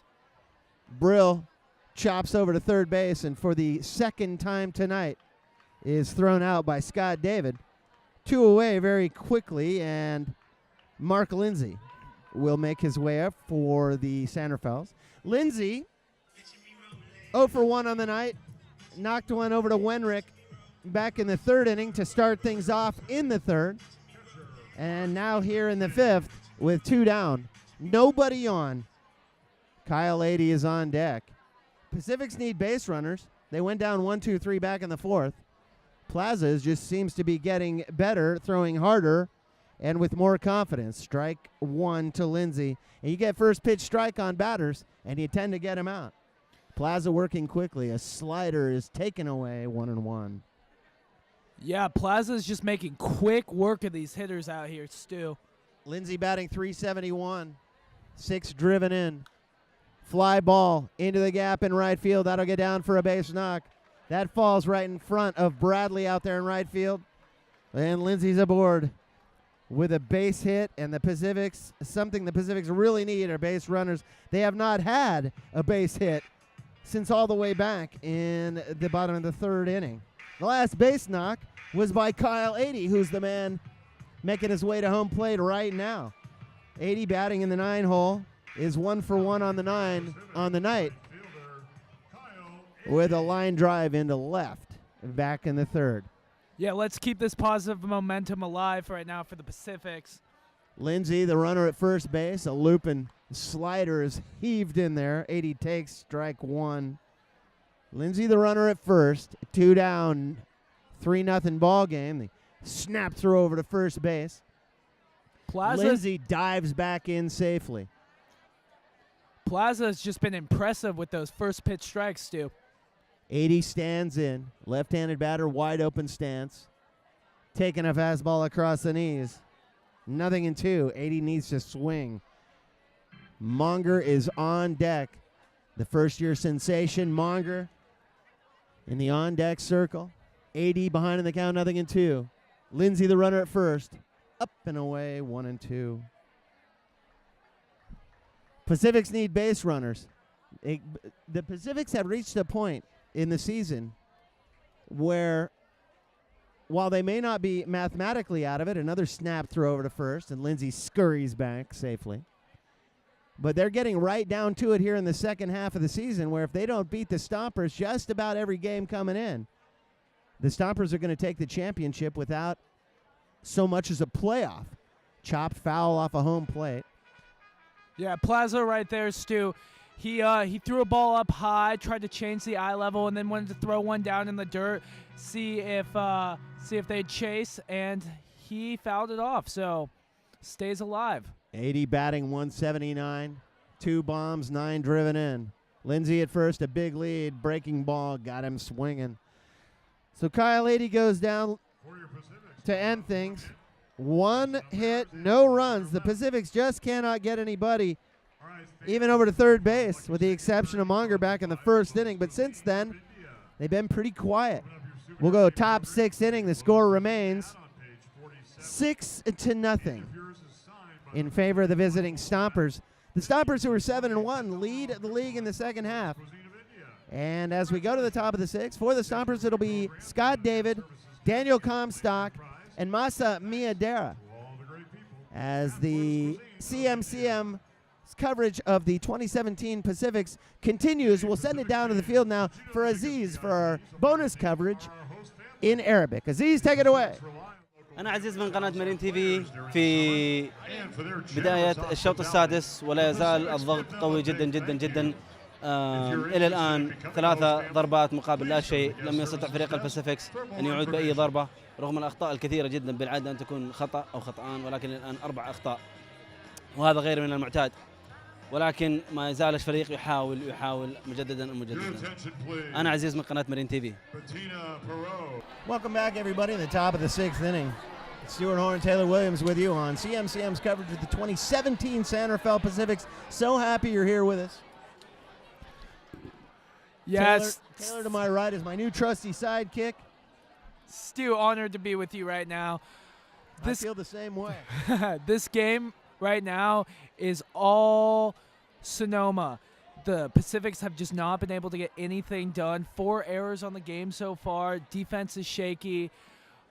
Pitcher James McReynolds is pitching as well as he can with that defense behind him, but they have not been able to get anything done offensively. Well, to say that it's been all Stompers is sort of an understatement. It's 3-0, and the Pacifics have 4 errors on the board. However, if you were at the game last night, it was all Stompers until late, and the Pacifics squeaked it out 8-7. So the Pacifics need a little bit of help as Scott David will lead things off. He starts off from McReynolds with a ball. On the night, Scott David is 0 for 2. He struck out, believe it or not, back in the second inning. But a swing and strike 3 that got away from Mark Lindsay, stole down to first base, and on the very next pitch came around to score on a long double by Daniel Comstock to get things started. That was really the beginning of what so far has been a downhill slide for the San Rafaels. David stands in 1-1, chops one to second. Coming in his Brill, it's going to be weird. Off balance, in time, he got him. Woo! And Scott David goes down 4-3. 1 away. Great play by the San Rafael's second baseman, Aaron Brill, to off-balance that toss and get David by a half a step. Here's Daniel Comstock. Comstock is 1 for 1 on the night with a double, a run scored, and a walk. McReynolds looking good right there, and he needed that. You know, if you want to stay in this game longer, pitch into later in the night, get those first couple pitch early outs, and that's how you stay in the game longer. Comstock ahead in the count 1-0, batting .233 coming into tonight's action. Masami Adara's on deck. Here's the next pitch from McReynolds. A fastball across the knees is taken, ball 2. Comstock has 2 bombs and 12 driven in the season. Sonoma 7-1 in the second half, threatening to close out all teams. A slider across the knees, and it's 3-0. Oh, McReynolds doesn't want to walk anybody at this point, especially not Comstock ahead of Masa Miyadora. Miyadora, who tends to put the bat on the ball. Comstock stands in and takes a fastball across the belt. 3-1. You're absolutely right, Stu. McReynolds is thinking to himself, I cannot walk another batter. I'm going to be pulled from this game. 5 walks on the night. Here's the 3-1. A off-speed slider is foul-tipped into the glove of Mark Lindsay. It's full. This is the fifth batter that McReynolds has taken full tonight, and he's not been able to K any of them. This would be a good time. He's got probability on his side. Here it is. Chopper back to the mound. McReynolds can't get it. Herrera off speed, up the line, not in time. Comstock is safe. Infield, base knock. That just got past the outstretched arm of McReynolds, who fell off the mound third base side. Juan Herrera ran in on it, but had to throw because it wasn't hit very hard. Herrera had to come a long way in the grass on it. A slow roller, really, that just got over the glove of McReynolds off the mound. And then he threw it up the line, and there was no way Taylor could get to it. One down, a runner at first. Here's Masamiadora, who had an RBI back in the first inning to drive in Comstock, and reached base on a fielder's choice back in the fourth inning. Lococo's on deck, one down, one on. 3-0 here in the top of the sixth inning in favor of the visiting Stompers. Snap throw over to first base. Comstock dives back in safely. You know, Stu, Comstock's really showing all of his tools tonight. Patience at the plate with the walk, power with the double, and speed with that infield single. Comstock has only stolen one base this year, and he's been caught once. Unlikely he's going to go, although he's taking a gigantic secondary lead. McReynolds bent at the waist, taking a long time. Looks over at first out of his left eye, hammered. Brill to second, backhanded onto Herrera at short. On the back end, a double play. 4-6-3, and Masamiador on the very first pitch takes care of things for the San Rafaels. A 4-6-3 double play, and that's exactly what McReynolds needed as we go to the bottom of the sixth inning. It remains 3-0. It'll be the top of the order for the Pacifics in Cameron Monger, Demetrius Moorer, and Jake Taylor. Bottom six coming up on the 2017 coverage of the San Rafael Pacifics by the Community Media Center of Marin. And now we'll send it down to Tressa on the field. Thank you, Stu. Well, the Pacifics actually had something they didn't have in a while, an efficient inning. Jake, the pitcher, I completely forgot. The pitcher actually had, oh my God, I'm so nervous. The pitcher had a clean inning, didn't have to pitch out of the stretch, all ground outs. Defense definitely improved from the 4 errors they had in the past 5 innings. So what the Pacific's offense needs to focus on now is some run support for the pitcher. So take it back to Stu.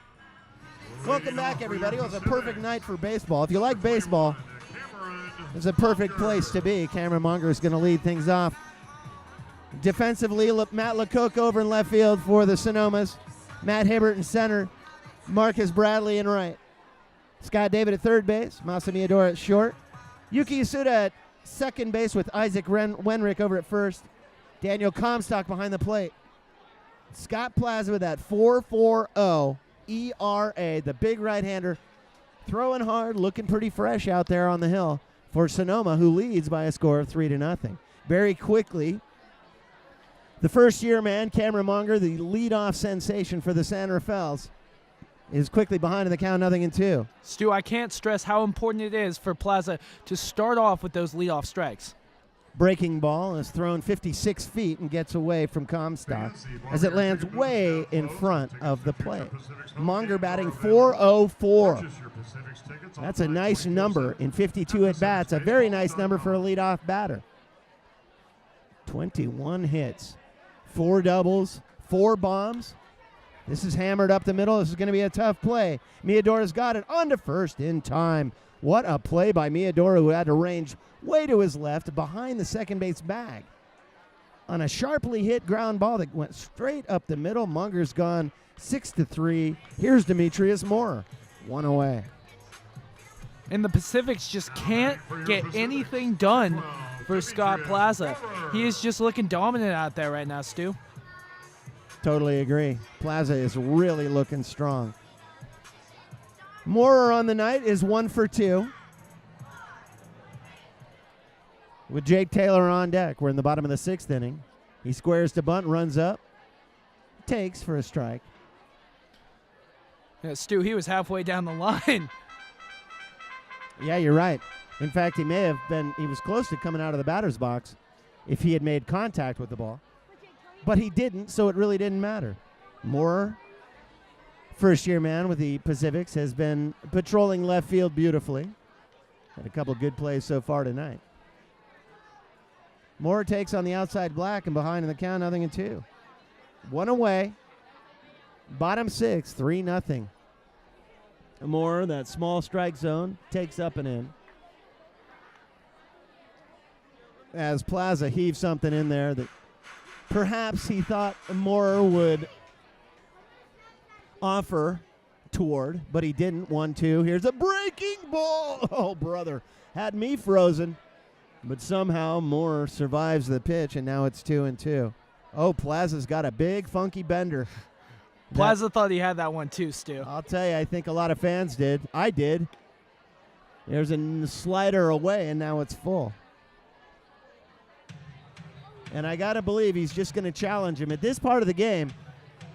And Plaza's beaming with confidence, working very quickly. Here's the full count. In the dirt, and he walked him.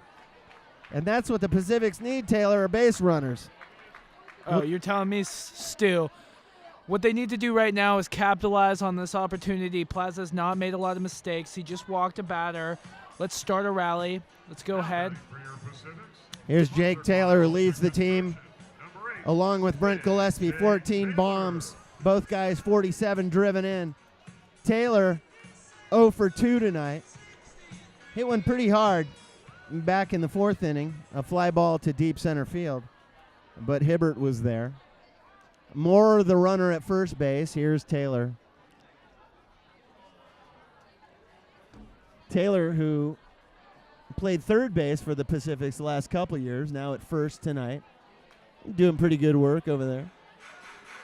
Perfect guy right now for the Pacifics to have on the plate. Someone with power can knock it into one of the gaps. They need to put runs up on the board right now. Gillespie on deck. Taylor stands in and hammers one foul third base line and just absolutely scorches it out onto Anderson Drive. That one was definitely heading towards a car. I feel bad for whoever has that Toyota Camry over there. You know, over the years, Taylor, I hesitate to tell you how many windshields have gone down around this ballpark out on Albert Park Lane and Anderson Drive, and it's been a bunch. Taylor stands in. Oh, brother, he got him on a breaking ball, but it gets away from Daniel Comstock and down to second. On the pass ball goes Moore. It was a beautiful breaking ball that Taylor swung upon, and it's 1-2. And now the Pacifics have a runner in scoring position, something that hasn't happened very often tonight. Comstock with a mound visit. I think he just wants to settle Plaza down. Plaza's been working very quickly the last couple of batters, and perhaps Comstock is saying, just slow down, let's just mellow out. In fact, from first, Isaac Wenrick comes over and slaps the glove, and I think he says something along the same lines. Just got to calm it down. Get your groove back. Taylor stands back in. It's 2-2. Well, that's what happens a lot when you get in the stretch for the first time later in a ball game as a pitcher. You've been dominating all night. Moore way off of the bag. This bounces off of the plate. Taylor takes. It's full. With the big slugger, Brent Gillespie on deck. Gillespie, the DH in the 4-hole. Taylor stands in. It's full, one down. Runner at second. Oh, the Pacifics need runs. You can tell Plaza right now is pressing a little bit, Stu. That's a good call. I could see Plaza taking a little extra time now. Really looking in. Comstock gives him the sign. He takes a long look at Moore dancing off a second. Got him with a slider. Taylor swung right over the top of it. Taylor 0 for 3 on the night. Oh, that's rough. The Pacifics had a little something going, and now it's on the back of Brent Gillespie. Yeah, Stu, he was swinging for the fences there, and all he caught was air. Gillespie batting .277, though 14 bombs as mentioned, 47 driven in. 2017 San Rafael Pacifics cannot afford to let this game in the rubber, it really is. The Pacifics won last night, Stompers the night before, so this game decides who comes out of it in this series. And the Pacifics need the win tonight. The Sonomas are 7-1 in the second half and threatening to run away with the championship. Gillespie stands in. A high breaking ball is taken. Zach Goldstein's on deck. Gillespie 0 for 2 on the night. He was thrown out, believe it or not, by Comstock back in the first inning behind the plate, and then he K'd swinging in the fourth. Just the third time he's had a look at Plaza tonight. He's got to make something happen right now, Stu. There's a runner on second. This is your best opportunity so far in the game to get something done, get runs scored. Snap throw back to second. Gillespie is back in time. Miyadora covering, and Moorer is taking a gigantic lead out there at second base. And I can see exactly why Plaza is keeping a close eye on Moorer. Gillespie stands back in. 1-0. Plaza comes home. Slider drops in, taken 1-1. Gillespie 0 for 2 on the night with Goldstein on deck. 2 down. 3-0 Sonoma. Pacifics need a base knock right here minimally. Gillespie in 1-1. A long look from Plaza now, who has definitely slowed things down. Fastball taken away. And now another mound visit from Comstock. At least he has something to say to Plaza. And now a balk was called on Plaza. That has got to rub Plaza the wrong way right now. He is getting a little bit too much in his own head. This is where he starts pressing. If the Pacifics were smart right now, Gillespie's got to get a little base knock, keep the inning alive, score a run. That moves Moorer over to third base. Has not been since the first inning when Monger reached third base. The Pacifics have had anybody that far. 2 down. Gillespie stands in. Long fly ball. Deep center field. Going. Hibbert's back. Hey! It's off the top of the wall. Coming in to score is Moorer. And Gillespie hammers one that anywhere else in the park, Taylor would have been long gone, but just a big dramatic double, but the Pacifics will take it. And Stu, that got the crowd alive. That's the first time I've heard them yell all night. That has got to feel great for Gillespie, and that has got to feel great for the Pacifics bench. Can you imagine? When I saw that thing going, I thought for sure this is out of here, even though there's only been, in the 6 years I've been with the Pacifics, only 1 or 2 balls in all of that time by anybody that has managed to clear that wall in center, which is 25 feet high and 370 feet away. The dimensions here at San Rafael are 320 down the line, 370 straight away, and he almost hoisted it out of here. That was a big boy shot right there, Stu. Yeah, you're not kidding. That fence in center is, you can see it there on your wide screen, everybody. That fence is deep, and it is super high. And now all of the Stompers are crowded around Plaza on the mound. They're going to leave him in there. Their manager is Takashi Miyoshi, who comes out for his first mound visit of the night. That's the 4th double for Gillespie. And now he leads the team with RBIs, 48 of them for Gillespie, having driven in more. Here's Zach Goldstein. Yeah, if you didn't know beforehand, you know right now that Gillespie's got some real power. Well, there's no question about it.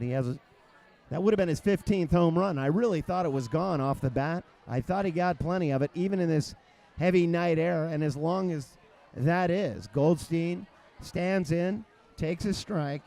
He's got Gillespie at second base, 1 run in now, and it's 3-1. Sonoma. Fastball is hammered, just blistered down the chalk line on third base side, but short of the bag. 0-2 now to Brent Gillespie. Check it. Zach Goldstein. Brent Gillespie is the runner at second base after almost peppering one into the night sky. Juan Herrera is on deck. Goldstein stands in. First-year man for the Pacifics. Third baseman. Goldstein's job right here, just keep the inning alive. Absolutely right. Long look from Plaza.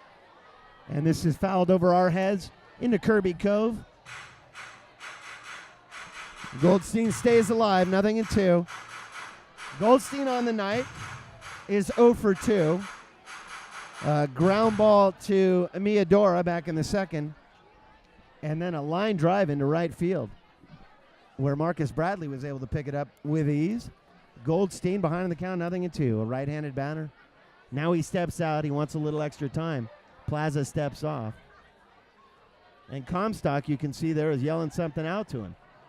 This is a great angle to see exactly what's happening as Gillespie is taking a pretty good initial lead and then a gigantic secondary lead. Slider away, 1-2. You know, Stu, it's hard when things are going so great all night, and then the first time you get into a little bit of trouble, you really got to think to yourself, all right, let's calm down, let's cool it down, let's get out of the situation. But in most cases, you don't. You start to panic, you start to press, and look what happened. 1-2. Fastball's upstairs. Goldstein swings right through it. And he is gone to end things. Well, 1 run on 1 hit for the San Rafaels. And I'll tell you what, at this point, Taylor, San Rafael will take it, as it is their first run scored tonight. Matt Lococo will lead things off, and he'll be followed by Matt Hibbert and then Marcus Bradley as the Sonomas continue to lead this one, only now it's a score of 3-1. As we continue with the 2017 coverage of the San Rafael Pacifics, brought to you by Community Media Center Marin, we'll send it down to the field to Aziz, who will give us a recap in Arabic. Take it away. أنا عزيز من قناة مارين تي في. الآن في نهاية الشوط السادس، تقدم جميل لفريق الباسيفيكس. أحرزوا هدف بتقدم جميل ب5 أهداف مقابل 4 أهداف. قاموا بتقدم جيد، ونستطيع أن نقول أن هذه من حسن سوء الحظ لسبب أنها ضربت أعلى السور ولم تذهب إلى أي منطقة أخرى. لهذا السبب لم تكن هوم رن، وإنما كانت أحادية، ضربة أحادية. الحظ سيكون أوفر in the other في الأشواط القادمة. أنا عزيز من قناة مارين تي في. Well, here's Matt Lococo. Top of the 7th inning, everybody. Stuart Horn, Taylor Williams with you. Well, the Pacifics picked one up, and now it's 3-1. Lococo batting in the 9 hole is 0 for 2 on the night. He did reach base back in the 2nd inning after the error by Brill out at second base. A check swing is taken to Lococo indoors. 1 ball on him. Lococo, Hibbert, and Bradley for Sonoma. McReynolds still out there, the big right-hander. Actually, that's a pretty quality pitch there. 1-1. McReynolds has had every reason in the world to drop his shoulders tonight, Taylor, but he really hasn't. He's hung in there pretty well with 4 errors, 3 unearned runs, for crying out loud. There's a slider taken away. No, he's really toughed it out tonight, Stu. You have to imagine, though, he's on a short leash. He has thrown a lot of pitches tonight, obviously with the errors and the walks in counting. But he is, like you said, really toughed it out. 3-1, Stompers lead. Oh, what a beautiful pitch. There's a slider on the outside part of the plate. Now it's 2-2. Lococo, 0 for 2 on the night. And coming into tonight's action, batting .227. 23 runs driven in for Lococo, who holds the hands very high. Hammered first base side, scooped up by Taylor, underhanded to the covering McReynolds. Boy, they made that one look easy, Taylor, and not an easy play. 1 away. You know, Stu, that's a kind of play that a third baseman, that transition to a first baseman could make because of the athleticism. A lot of the guys nowadays that play first base are not so much athletes per se, you know what I mean? They're more hit first basemen, but this is a guy that played third base. He played a more athletic position, and because of that, he could make that move. Yeah, that's a brilliant observation because you're right. That took a tremendously athletic move just to get to it. And he's made a couple of good plays. I'll say one of the errors that did occur tonight was when he got a big weird hop over at first and missed the underhand. So he got the harder part of the play, just couldn't pull off the back half of the play. But that last play that he made right there, sliding and then underhanding it to the covering McReynolds, it really pulled it off beautifully. And now it's 1-1 to Matt Hibbert, who started things off tonight, the very first pitch of the night. The very first pitch of the night at 7:05. He hammered up the middle, just stroked it into center field. He takes a ball here. Hibbert is 1 for 2 on the night. Check it. 1 for 3 on the night with a fielder's choice. He stands in 2-1. McReynolds deals outside 3-1. Marcus Bradley is on deck. Pacifics need to shut him down here, and they got the first one in Lococo with the defensive gem out of the first baseman, Jake Taylor. Fastball across the knees is taken. It's full. McReynolds, as you mentioned, Taylor on a short leash. He's going to have to keep it going. Yeah, Stu, I would imagine if McReynolds walks him here, they're either going to pull him right now or only give him about a batter or two left. Here's the payoff pitch, and it's fouled, chop side, third base line. We'll do it again. The seventh pitch of the at-bat coming up with Daniels on deck. Hibbert, the center fielder. He's wearing those day-glow orange cleats. Well, you can't miss Hibbert. He has the protective apparatus on the lead ankle, the left one. Oh, brother! Hibbert goes down looking. A big curveball from James McReynolds, and Hibbert is the second out of the top of the seventh. Oh, that was a beauty. Here's Marcus Bradley. What a pitch that was. You know, Stu, McReynolds seems to be finding himself late in this ball game right now. I think the early errors really unsettled him. You know, it kind of led to some wild pitches. But right now, he just seems to be cruising along. And as long as he keeps getting outs, the Pacifics aren't going to pull him. Here's Marcus Bradley. Bradley batting .313. Takes across the knees. Strike one. First pitch strike, so important to a guy like McReynolds, especially at this point in the ball game. 2 down, top 7. Pacifics trail by a pair. Bradley went down looking in the first, then a ground ball in the second. Takes here 1-1. But reached base after the error on the underhanded toss by Taylor back in the fifth. And then ended up scoring the third run of the night for the Sonomas in the dirt. 2-1. Defensively for the Pacifics, 80 in right, Monger in center, and Moore in left. Goldstein at third, Herrera at short, Brill at second, Taylor at first, Lindsay behind the plate, and James McReynolds deals from the hill across the knees of the fastball, 2-2. Joel Carranza, the big sluggers on deck. Stu, I'm looking for a breaking ball in the dirt right now from McReynolds. I think he's going to throw him something filthy down and low. Well, that'd be a good call. Here's the 2-2. It was a breaking ball, but it was up around the letters. Swung on and cued foul. That's the risk you run when your command hasn't been pinpoint tonight. He has been better of late, but when you leave those breaking balls hanging, he's lucky that it was just a foul off. 2-2, especially with Carranza hanging in the on-deck circle. Here it is. Got him with one in the dirt, exactly as Taylor thought. 4K for kids. Another strikeout. Zeros across. And as the night has gone on, McReynolds seems stronger All right, fans, it's as time for he's the gone. seventh inning stretch, sponsored We go by Body bottom Kinetics, 7, the official 7th training inning sponsor stretch. of your Juan Arizona Herrera, Pacifics. Aaron Brill, With 3 and locations Mark in San Rafael, Lindsay Mill Valley, will be and batting Colorado. for the good old San Kinetics Rafaels. features personal training, We will continue massage, with and CMCM's coverage of the 2017 San Rafael Pacifics, and we're going to send it down now to Tressa on the field. Well, Sue, the weather's cooled down here for the time being, so has the Sonoma offense. The Sonoma offense was held to one great defensive play by first baseman Jake Taylor for out number 1, and then followed by Jake McReynolds, 2 strikeouts. And so definitely got a lot of help for the defense and all that, but where Pacifics really need help is the offense. There's about 8th and 9th inning left, and so all we got to do is just hope for the best. Back to you guys. Welcome back, everybody. To downtown San Rafael, Juan Herrera leads off. A fastball is stroked into right field, but Marcus Bradley is there. A line drive, a big dramatic line drive, but very quickly, Taylor, one away. Line drive out to right field, an easy play for Bradley, and here's Aaron Brill. Well, we barely came back on the air.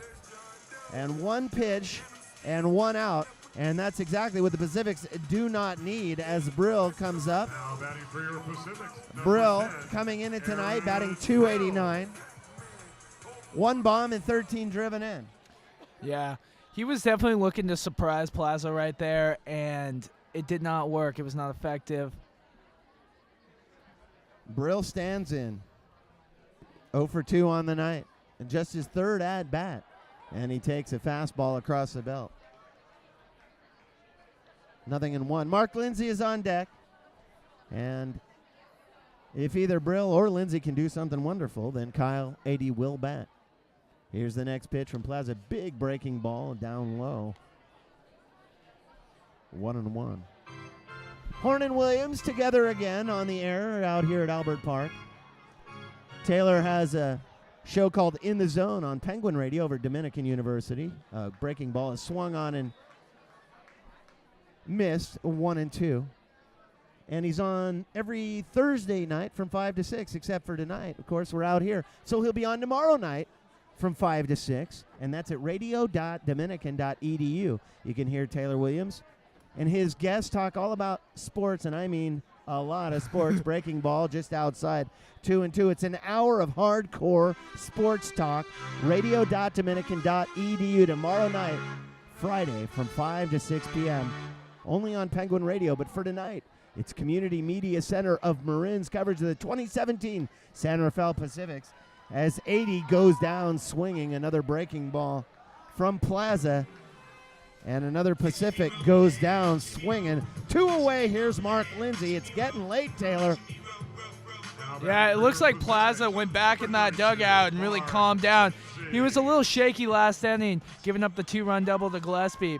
But he's come back out here, and he's looking like the Plaza from earlier in the game. Lindsay, 1 for 2 on the night. And takes across the black on the outside part of the plate. A fastball. 0-1. Kyle 80 is on deck, but there are 2 away here in the bottom of the 7th.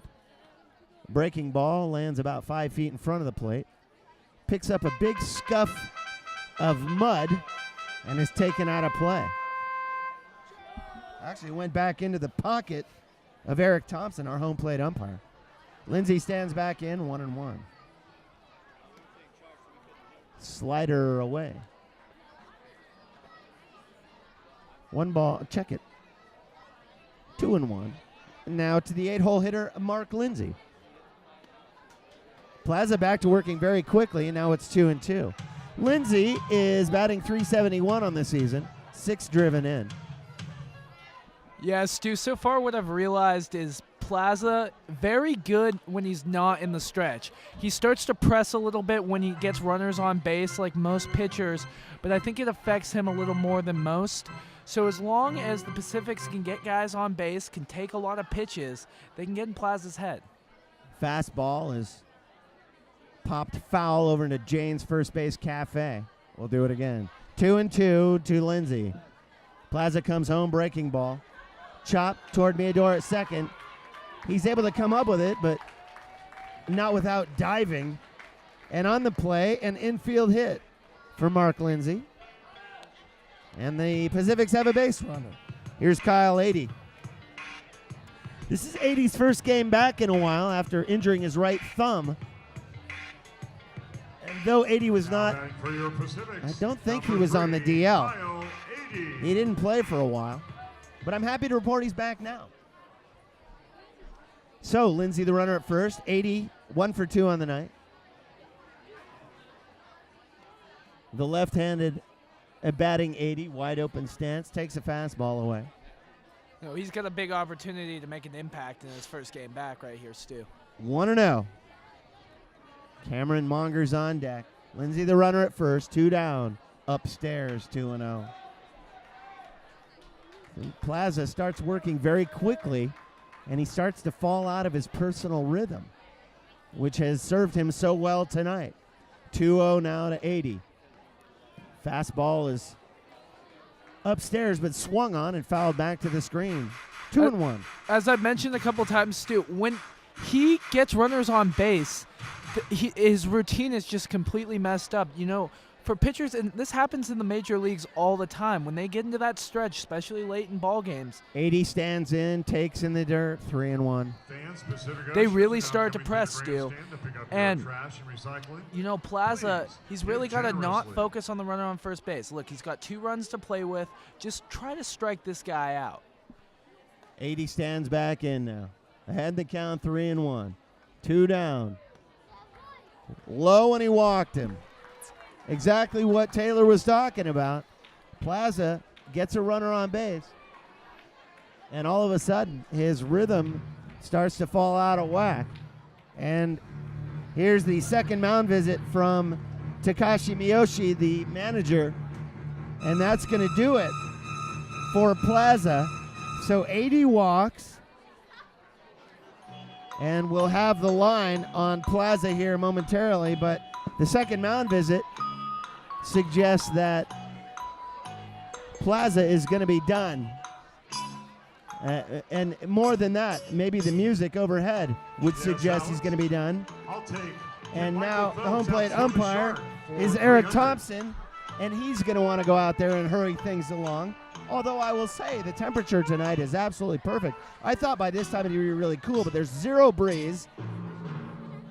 And the rules state that after 2 mound visits by the manager, the player must come out, but 2 are allowed. So Miyoshi leaves him in. 80 at first, Lindsay at second, and here is Cameron Monger, who's a bona fide threat. The Pacifics have the tying run at first base, though 2 down. Monger on the night is 1 for 3.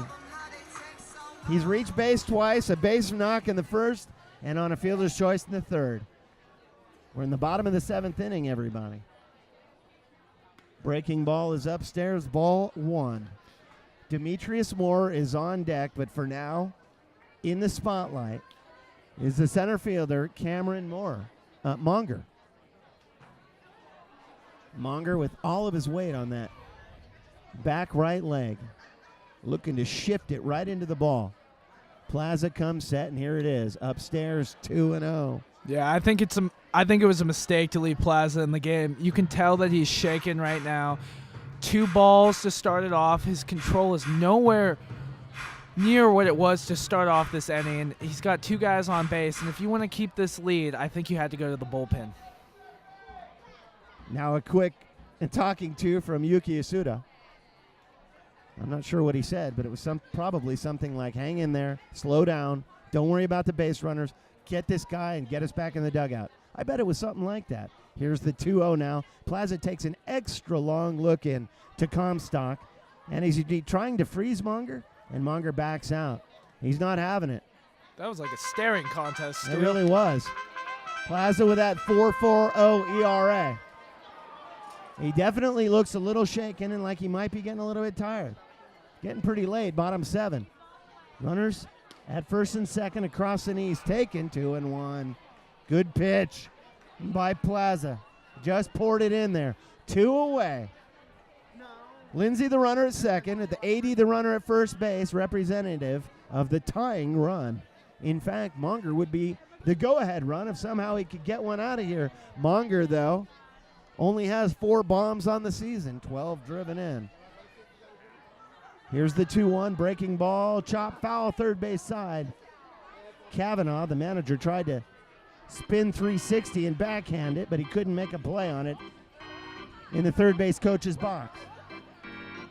2-2 now to Cameron Monger in this really the first tough spot of the game for Plaza. He hasn't had to work his way out of too many jams.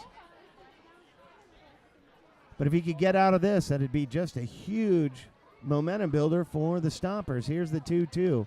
Off speed, back to the screen. Monger had a good hack at it, Taylor, but he just couldn't meet up with it. 2-2.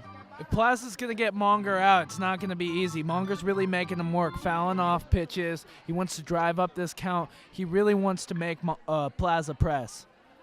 3-1 Stompers lead. Stompers lead in the second half of the season, just hurtling toward that championship. Here's the 2-2 now. Monger stands in, breaking ball in the dirt, blocked beautifully by Comstock.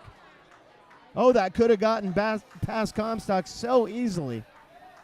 And it's interesting, as Comstock heads to the mound to talk to Plaza, as the count is now full, that all the way back in the second inning, when the strike 3 swung on and missed by Scott David, Mark Lindsay, the catcher for the Pacifics, could not come up with it. As a result, David steals first base, scores on the very next pitch, and gets everything going. Upstairs, he walked him. Bases loaded. Now the question is Yoshi, here he comes. That's it. So Plaza's done for the night, as Takashi Miyoshi is motioning to the bullpen with Demetrius Moore, who's going to be making his way out to the hitting area. Lindsay at third base, Kyle 80 at second base, and now Cameron Monger, who just walked on 7 pitches, at first base. And the Pacifics now have a little something going. That is, the tying run is now Kyle 80 at second base. But more interestingly, Cameron Monger's at first base represents the go-ahead run. So Plaza will head out, and we will stop for a short break. When a new pitcher comes in for the Stompers, we'll have it for you right here on CMCM's coverage of the 2017 San Rafael Pacifics. We'll be right back with a new pitcher.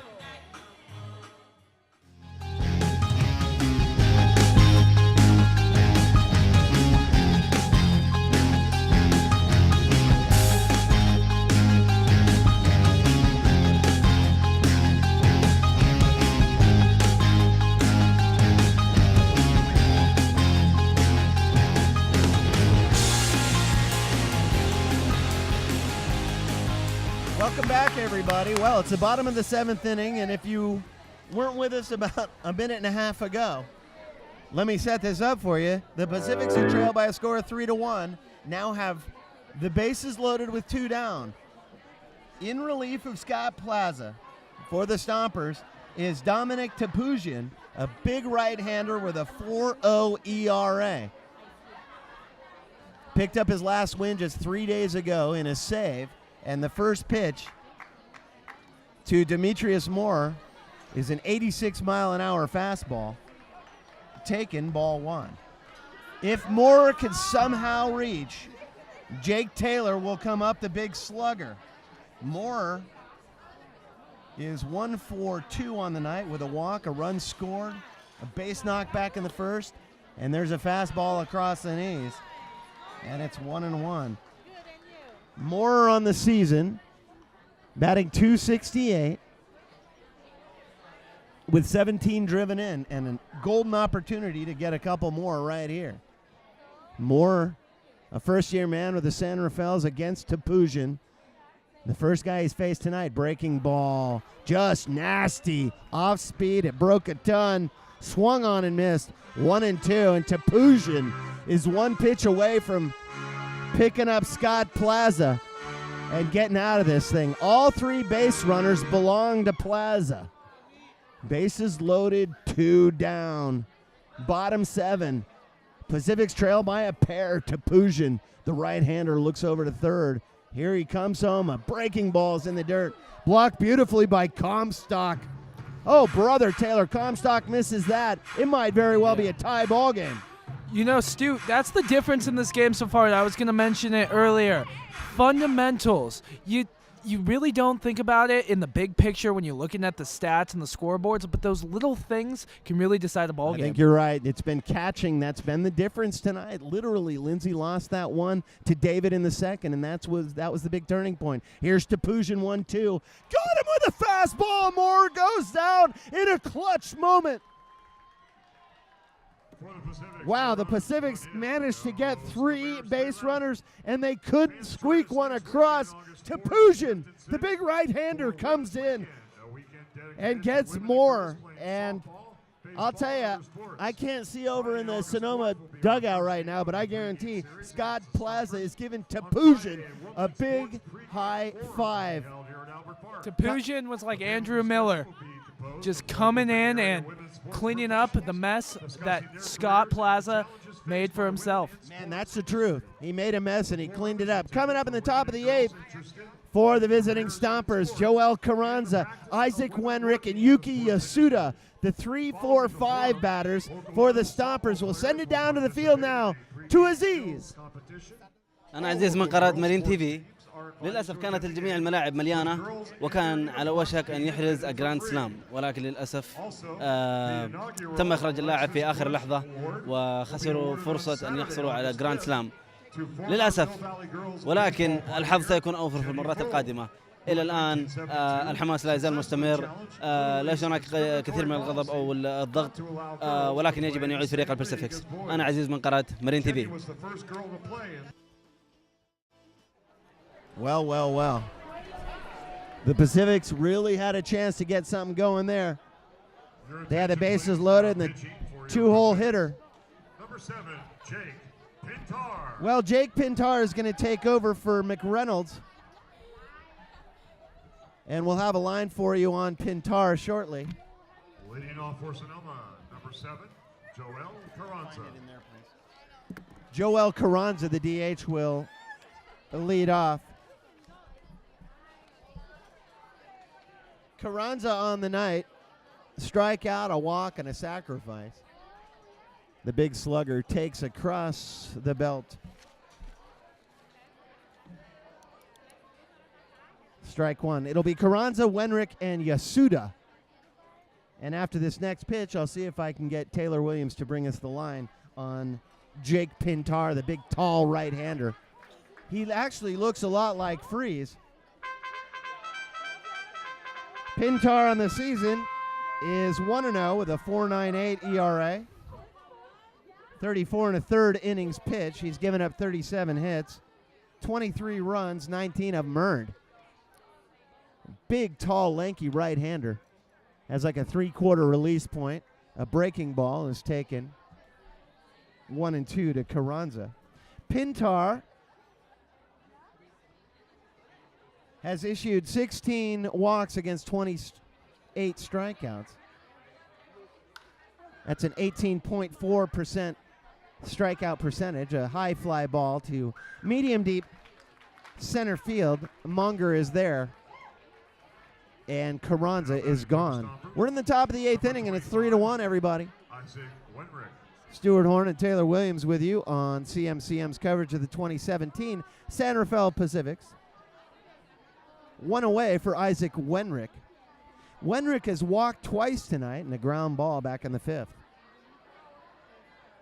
And as far as his batting average is concerned, well, they call that a whole lot of nothing, Taylor. Yeah. 2 walks and a ground out. Wenrick coming into tonight's action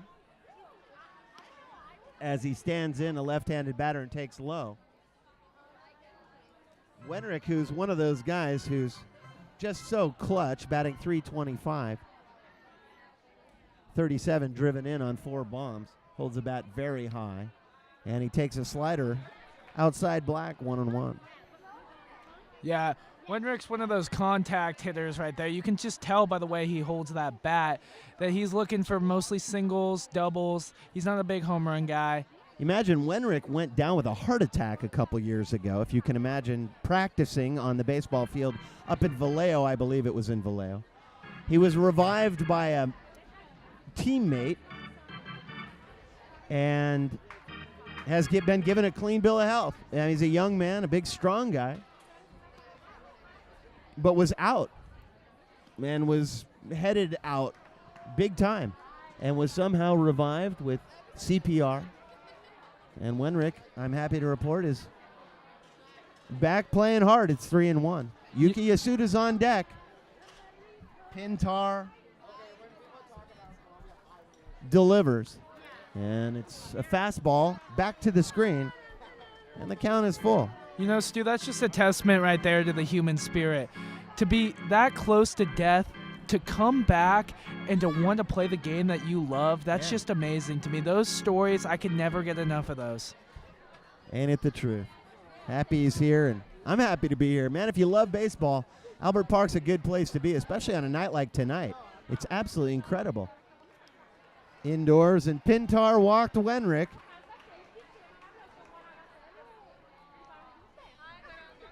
So the Stompers have a base runner with one down, and here's Yasuda. Yuki Yasuda. Hey, Yasuda, the sure-handed second baseman for the Stompers, reached base back in the third inning with a fielder's choice, otherwise a ground out and a strikeout. And one might suggest that Yasuda, who bats .286, is statistically due. Snap throw over to first. Wenrick dives back in safely. Always like Wenrick's style of play. He's always covered in dirt by about the top of the second inning. Just totally muddy and covered, kind of like good old Zach Pace used to be. Pintar deals. Fastball across the knees. Pintar has a looping curveball, big, tall right-hander. 85, 86 mile an hour fastball. According to Pacific's play-by-play man, Greg Moraz. 0-1 to Yasuda. Scott David on deck. Yasuda has that closed stance. A broken bat, chopper to third. Goldstein comes in on it, wings it over to Taylor. On the play, Wenrick advances to second base. At the hot corner. Goldstein with a beautiful play. Yasuda out 5-3 on a sacrifice as he moves Wenrick to second. Now batting Two down now. Number 14, Scott. And here's Scott David. Comstock is on deck. All David did was strike out back in the second inning. When Lindsey muffed it on the third strike that David swung at, he was able to steal down to first, and on the very next pitch to Daniel Comstock, he roped a double into deep right field, and David was able to score, and that kind of got things going for the Sonomas tonight. David stands in 1-0 with Comstock on deck. That's what I call an effective strikeout right there, where you can You're not reach kidding. base. Wenrick at second base takes a huge lead. David pops one up a mile high into the night sky. Coming over is the shortstop, Herrera. And Scott David has gotten a pop-up to 6. No runs. One runner left. And the Sonomas leave a runner. We go bottom 8. Our attendance Score reached remains the over 500 figure. 3-1. The That means Pacifics together, you get and more your than Pacifics have 500 in the saved another stadium 100 tonight. gallons of water. And it will be Jake Taylor, Brent Check the Gillespie, and Pacific's Zach blue team Goldstein side for against San services Rafael to see how in many the bottom of gallons the we've 8th. The saved 3, this 4, year. 5 And batters, thanks and the to Brent Pacifics Lee need and base Brent runners Lee and Water runs. District We will now for send it down to the sponsoring field to Get Teresa Ready for with a the little Pacific. synopsis. Take it away. Thanks a lot, Stu. What we saw in this inning is a change in narrative in the Pacific's defense. We saw another fine play by third baseman Zach Goldstein to result in the second out. And so the Pacifics came out pretty unscathed. So we can change the narrative on the defense. Why don't we change the narrative on the offense as well? They scored 1 run in the last couple innings, so we got a 2-run deficit, bottom of the 8th. Pacifics better come up with something. Back to you, Stu. Welcome back, everybody, to the top of the 9th inning. Check it, bottom 8. I'm only half an inning off. It'll be Jake Taylor. I just mentioned it a moment ago. Stu, I know you're not rushing for this game to be over. You're right. I would like to see the Pacifics get some base runners as Taylor takes a breaking ball. Up and in. This is the perfect part of the order right now for the Pacifics to get guys on. 1-0 as Taylor waves at a fastball. 1-1 now from Dominic Topuzin. Topuzin with that 4.0 ERA. He came in and backed up Scott Plaza beautifully as he inherited 3 base runners. And back in the 7th inning. We're in the bottom of the 8th now. And he was able to strike out Demetrius Moorer to end things. Topuzin with just a looping breaking ball that was about 65 miles an hour. Incredible. To change from an 86 mile an hour fastball to a 66-mile-an-hour breaking ball. Taylor waves at it, and now Taylor's behind in the count, 1-2. You know, when Taylor swings and misses, he really swings for it. He is down on one knee. He's 0 for 3 tonight, Taylor. Strikeout back in the 6th. Statistically very due. Taylor takes a changeup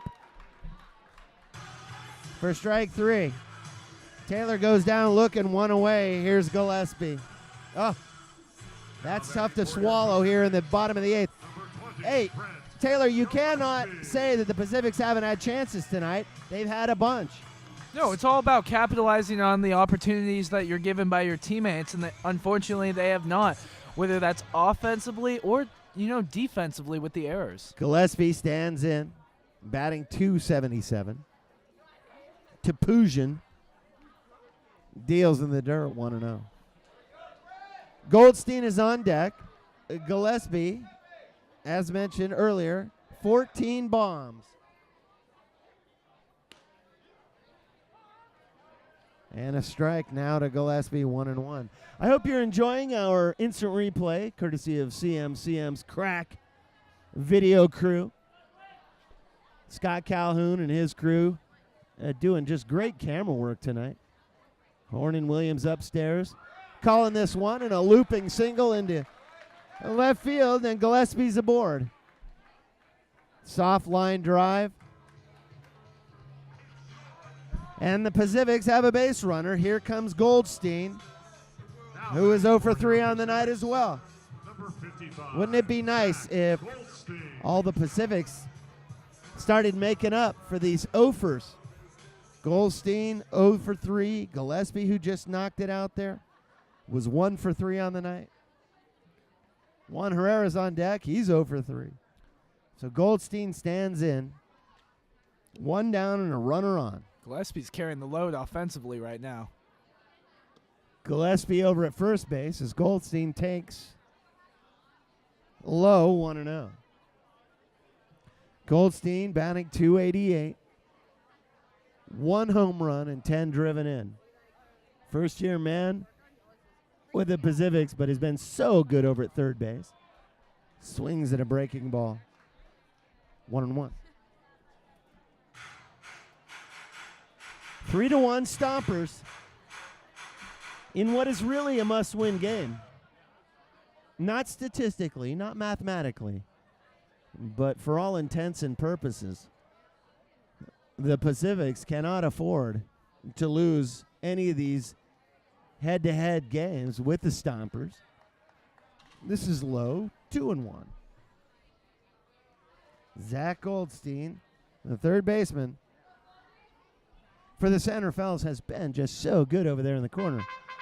And as I mentioned a couple of innings ago, the Pacifics, over the last 5 years, 5.5 years, have been unable to get anybody in the hot corner who's been worth a darn, to tell you the truth. I go all the way back to 2012 when Hammer and Henry Calderon patrolled third base. But the Pacifics, until Goldstein came along, with the exception of Jake Taylor last year, really haven't been able to put together a decent third baseman. I hate to say it. Goldstein, though, has been great. It's hard with the amount of turnover in the league, Stu, year to year, to be able to consistently keep players in positions. This isn't like Major League Baseball. Well, to a certain degree, you're right. However, guys like Zach Pace and Michael Hoba were with the team for all 5 years, and they were very high-quality players. And the Pacifics get Goldstein to walk. So Topuzin, who did great work back in the bottom of the 7th, here in the bottom of the 8th, after K'ing Jake Taylor, gives up a base knock to Gillespie and now walks Goldstein. And the Pacifics have the tying run at first base with only 1 away. And here is Takashi Miyoshi, who's the manager for the Stompers, who is now making his first visit to the mound to have a word with Dominic Topuzin. Scheduled to hit is Juan Herrera, who's 0 for 3 on the night. And Miyoshi's going to leave Topuzin in. So Herrera will have a chance to do some damage with 1 away and a runner in scoring position. If he really went nuts, Maybe he could somehow drive Goldstein in from first base. But that seems to be wishing for a lot. Topuzin climbs up the back of the hill as Herrera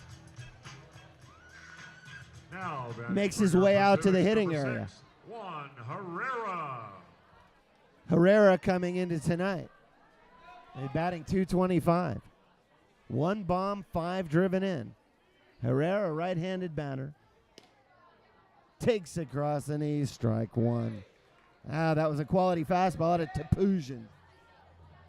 Really brought it. Mid-80s is all Topuzin can really muster, but he might have put a little extra something on that one. Aaron Brill is on deck. Here's Herrera.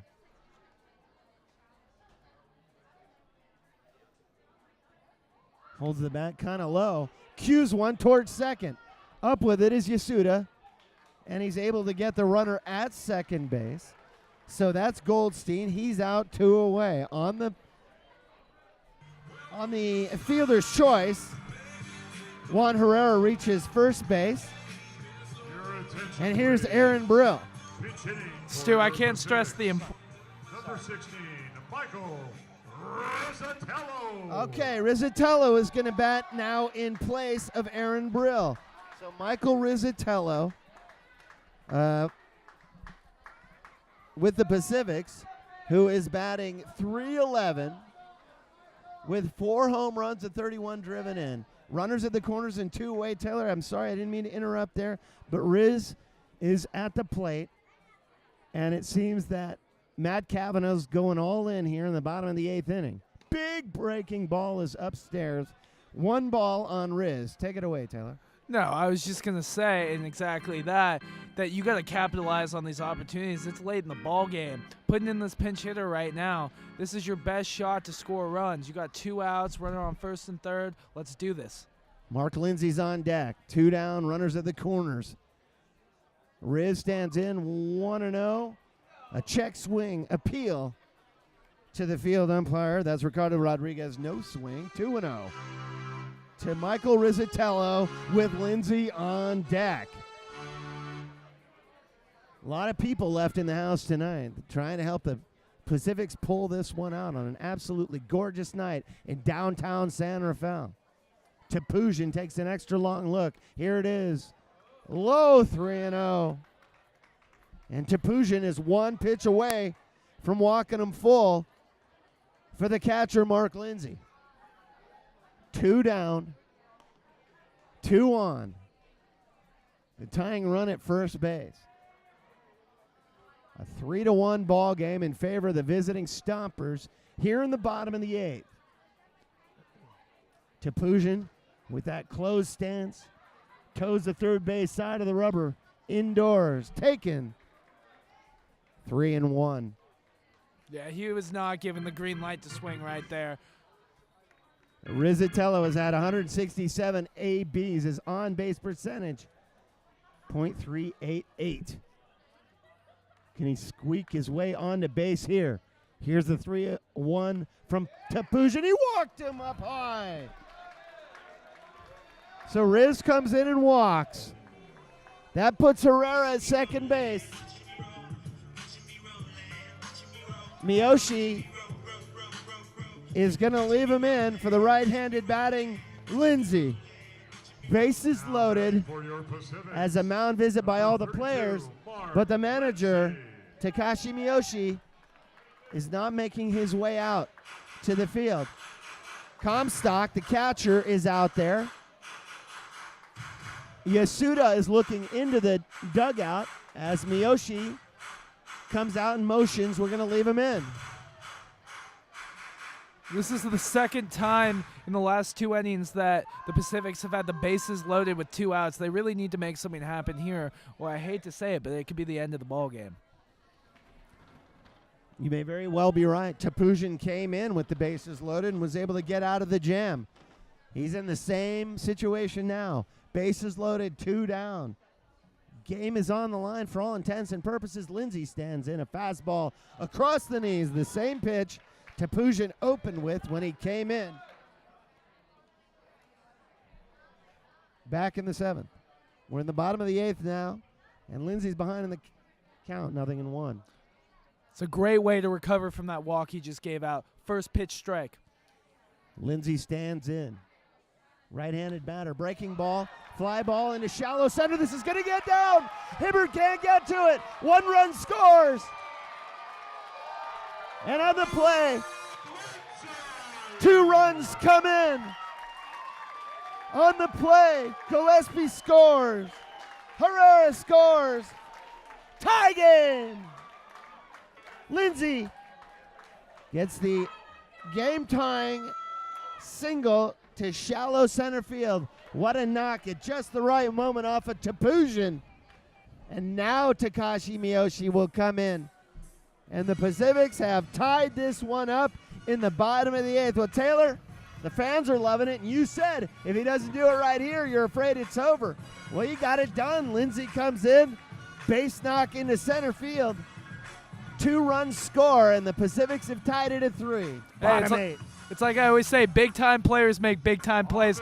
Mark Lindsay tonight is a big-time player. From Mark Lindsay. Nobody would argue with it there. Lindsay just raised his batting average, that's for sure. His RBIs number 7 and 8 for Lindsay on that knock up the middle. So, Tapuzin's gone, and a new pitcher is in for the Stompers. We're going to take a very quick break, and when we come back, we'll have the line on the new pitcher for the Stompers. Bottom 8, Pacifics are in control with runners at the corners and 2 down. We'll be right back on CMCM's coverage of the 2017 San Rafael Pacifics.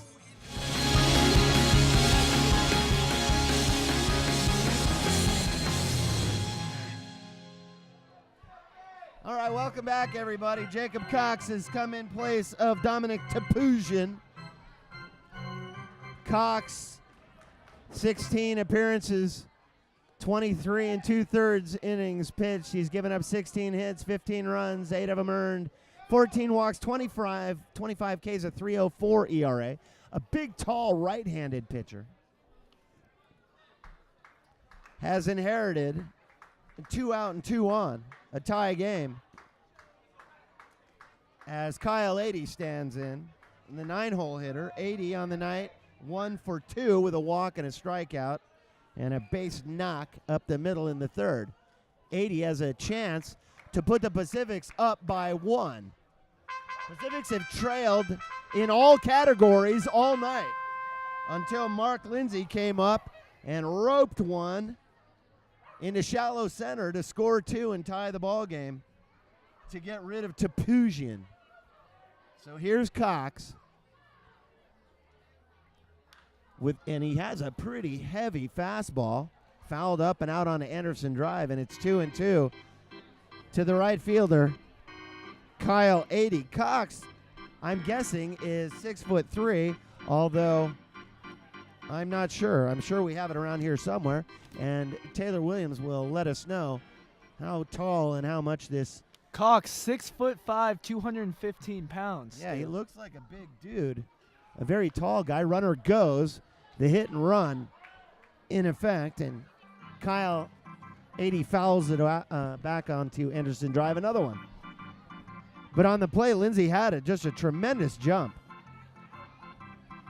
Wenrick, the first baseman, Yasuda, the second baseman, Mia Dora over at shortstop, Scott David at third, Lococo in left, Hibbert in center, and Bradley in right, and now a soft toss over to first. Has Lindsay scurrying back. Daniel Comstock behind the plate, and Jacob Cox with that 3.04 ERA, the big, tall right-hander on the mound, hoping to get out of this one. 80 stands in, 2-2. Fastball again out on the Anderson drive. That's 3 balls in a row, Taylor, that Kyle 80 has deposited onto the very busy Anderson drive here in San Rafael. Yeah, let's pray that there's no cars or people out there that got injured. I remember one year a police car was going by with his lights on slowly. I think he was patrolling, but he had the red lights on top, whack, right in the windshield. It was about 2014. That is, yeah. Kyle 80 stands in. Another one out on the Anderson drive. 4 in a row. No, he's just doing it for fun. That may be some sort of a league record. The left-handed batting 80 has just fouled 4 of them down the third base line and out of play. I'll tell you what, if you're a little kid that wants to catch a, foul ball, just go in the parking lot. Good place to put it. Lindsay, the runner at first. Brill, the runner at third. Here's the 2-2 in the dirt. Check swing, no swing. And it's full. Big moment for Cox. If he walks 80, you got Monger, who's been so hot lately. Monger started things off back in the first inning with a base knock for the Pacifics. So the Santa Fe's would love to see that. Or if he throws him something funky, he's going to walk him. I think he's going to throw something in the dirt. Here's Hope a he chases. 3-2. Oh, Fouled third base line. Another one out of here. 80's up there hacking. That was a nice pitch on the outside part of the plate, right at the knees. 80 had a good move on it, just couldn't turn on it early enough. The 8th pitch of the at-bat coming up. 80's deposited 5 of them on Anderson Drive in this bat alone. Those baseballs cost about $13 a piece. Huge moment in the game. Runners at the corners. Here it is. Roped it to second. But Yasuda's right there in time on his way to Wenrick at first. And 80 goes down 4-3. But the Pacifics did tie the game as we go top 9. Oh, 80 hit it hard, Taylor. He just couldn't get it past Yasuda, who was positioned perfectly. We go top 9. And for the Stompers, it will be the bottom of the order. Daniel Comstock, Masa Miyadera, Matt Lococo, 7, 8, 9 batters for the Stompers. It's a 3-3 ball game. Top 9 coming up. CMCM's coverage of the 2017 San Rafael Pacifics. And now for an Arabic synopsis. Here's Aziz. اهلا انا عزيز مره اخرى في قناه مارين تي في. شوط جميل جدا. بعد التخلص من جميع الضغط النفسي العالي جدا وصلنا الى تعادل بشكل ممتاز جدا. كانوا في الخلف بدرجة كبيرة مقابل 3 مقابل 1 والآن وصلوا إلى درجة التعادل بروح الحماس عالية جدا. بقي شوط واحد ولا نعلم ما الذي يحصل ولكن نتمنى الأفضل. أنا عزيز من قناة مارين تي في. Pretty exciting stuff, Taylor. Pretty exciting stuff. Pacifics were able to tie it after an off-air. You and I were talking in between innings. The first 6 innings for Pacifics fans were pretty tough to swallow, but boy, oh boy, did they make it exciting there in the bottom of the 8th, picking up a pair of runs and tying the game against the leading Sonoma Stompers. And as we've been talking about all night, the Pacifics cannot afford, frankly, to lose any more games to the Stompers. They don't want to start tonight. You lose tonight, and it's that much tougher to get back to it as the Stompers have been dominating the league. yeah, you feel, if you're the Pacifics at this point in the season, you feel like every game is a must-win. Top 9, Daniel Comstock stands in. For the San Rafaels, Pintar, still out there. Double check my numbers, please. Pintar is 24. Big right-hander. Pintar, that 4.98 ERA, gets a quick mound visit from Mark Lindsay. Lindsay. No, you're looking for. Well, but I need to know if 24 is who we're talking about. And that's in here somewhere. All right, big fastball from Pintar. Oh, wait, no. No. It's our first game of the season. Edit. Oh, no, Michael Holt. Okay. Michael Holback is in. Are you sure? Yes, yeah. Yeah, okay, good. Let's start over. 3, 2, 1. Michael Holback has come in for the Pacifics, everybody. Great big thank you to Scott Calhoun for editing out that last bit. Michael Holback. And Taylor's going to bring us the line on Holback here. Any moment, I can feel it. 3-3 ball game. Big, tall right-hander Holback. He's about 6'2", 220.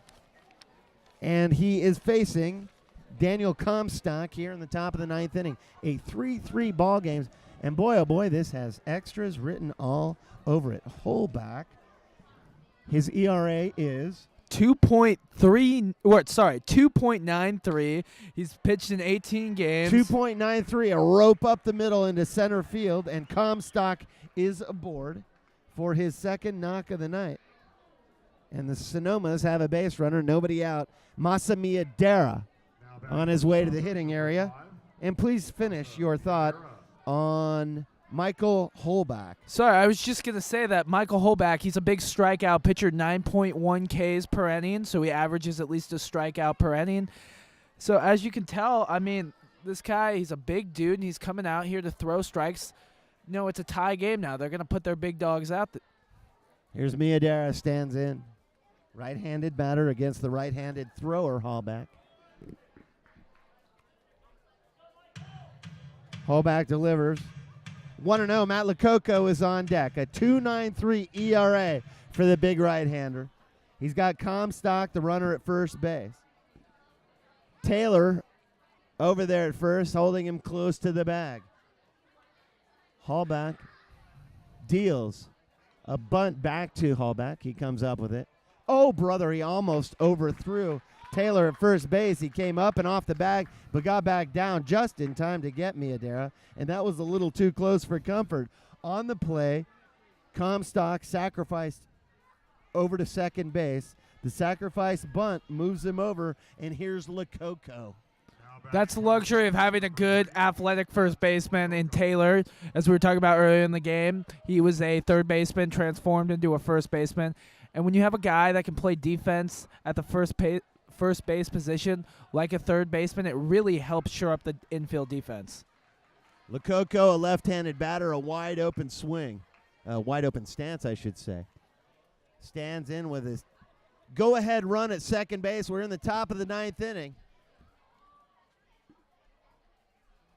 And Holback has one job to do, and that's get the Pacifics back out there with a chance to win it in the bottom of the 9th. He deals a breaking ball, is in there for a strike. 0-1. One down, runner at second base. Lococo batting .227. 23 driven in. He gets one in right here, Taylor. He could be the hero. Holback stands in. Looks the runner back and comes home. A fastball across the knees. Taken, 0-2. You know, Pacifics fans right now that are still here are really hoping that Holback can get us through this inning, get us through to the other side, because they want to see a walk-off tonight. Ain't it the truth? 0-2 for Holback. One down. Comstock, the runner at second base, after being sacrificed over by Miyadera. Holback working slowly in the dirt. Backhanded beautifully by Lindsay. New ball. Eric Thompson says, no, we're not going to use that ball again. That one came off the dirt, scuffed up. Between foul balls and scuffed up balls, they have spent a lot of money tonight. That's the truth. I don't know how many balls they've gone through tonight, but at least 50. Lococo stands back in, 1-2. Holback, long look, and here it is. Breaking ball. Oh, I don't know where it missed. That was a little too close, 2-2. 2-2, and this is an exciting ball game by any measure, especially when you add the layer of the season stats and where these two teams are. First and second place in the second half of the season. The winner of the first half meets the winner of the second half, so the Pacifics cannot afford to let the Stompers get too far away. And Holback K's Lococo. One more K for kids. Two down Of the Bank of Marin. as Lococo swings over the top of a breaking ball. Here's Matt Hibbert. 2 away, everybody. Holback is looking good so far. I mean, he let the one runner on base, but beyond that, he's throwing heat, and he's in pretty good command. I would agree with that. He's got a big, long motion, which is much different than his predecessor, Jake Pintar. Holback looks a runner back at second, 2 down. And now he comes home to Matt Hibbert. You know, in a way, he reminds me of Tim Lincecum with that long leg stretch. Just, I would have to imagine that's hard to control as a pitcher, but you know, when you grow up and that becomes your motion over time, you really refine your craft. Hibbert's 1 for 3 on the night. A fielder's choice back in the second.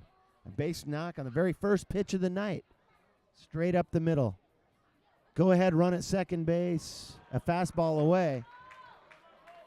Lindsay's able to handle it. It's 2-0. And it's about time that Hallback reaches deep for something here. Marcus Bradley is on deck. Hibbert, the batter. Comstock, the runner at second base. Here it is. Oh, breaking ball in the dirt. 3-0. I don't agree with that pitch selection right there. You're 0-2. Throw something in or around the plate. I understand there's a runner on second, but don't leave the ball down and low like that. You don't want to add 2 runners on base. However, if he puts him at first base, it increases the opportunity for a force. So it wouldn't be the end of the world if he did walk him here. Hibbert stands in, hands high. Stadium just went deadly quiet. Fastball across the belt, taken, strike one. 3-1.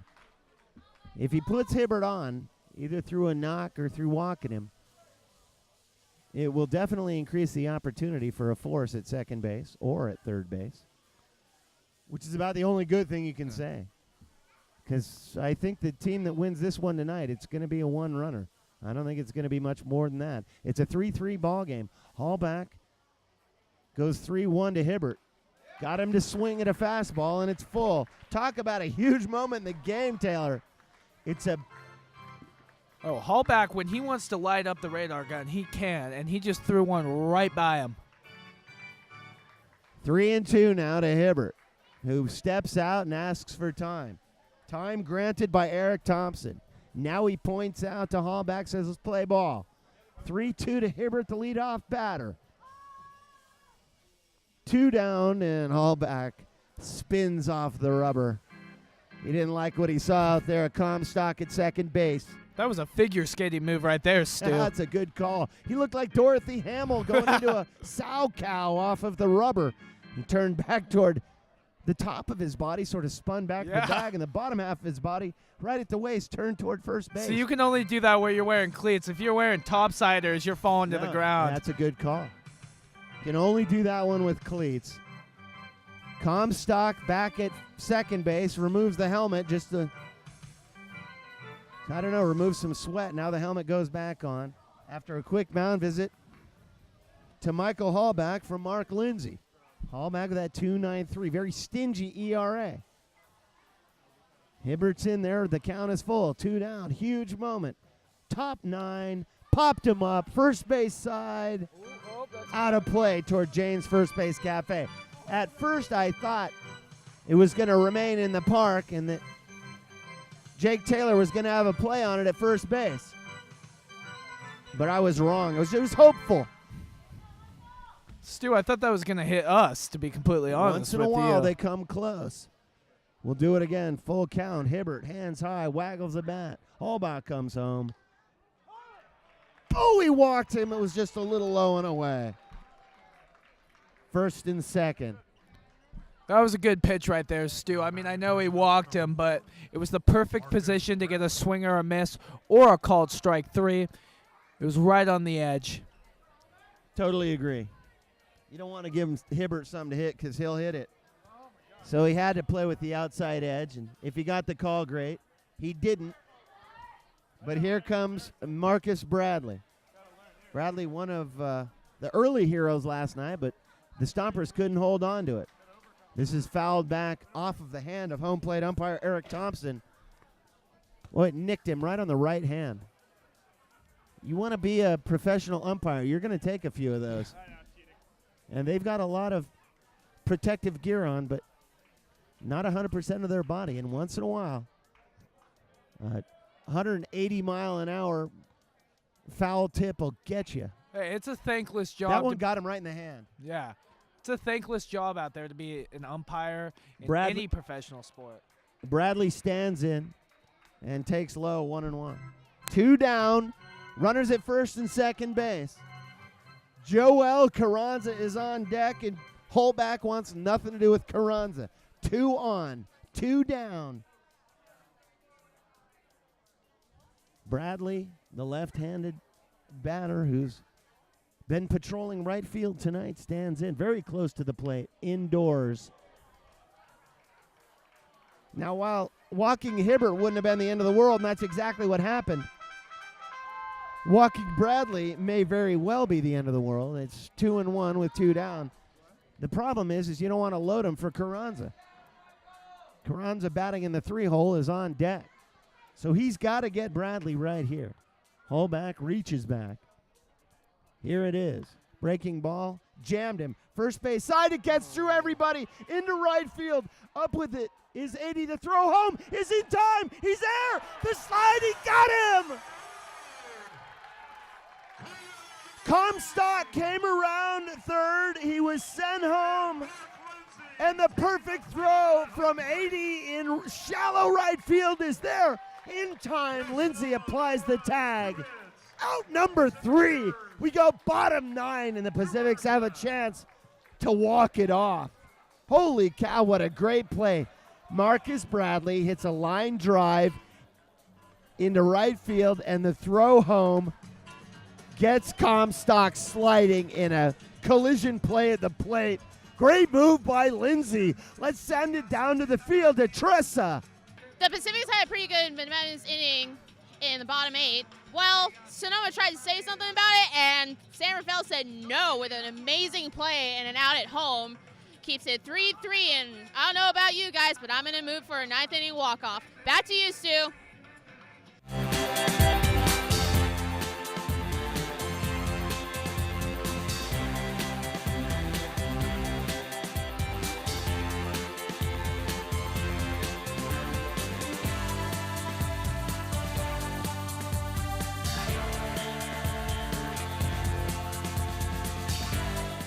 Wow.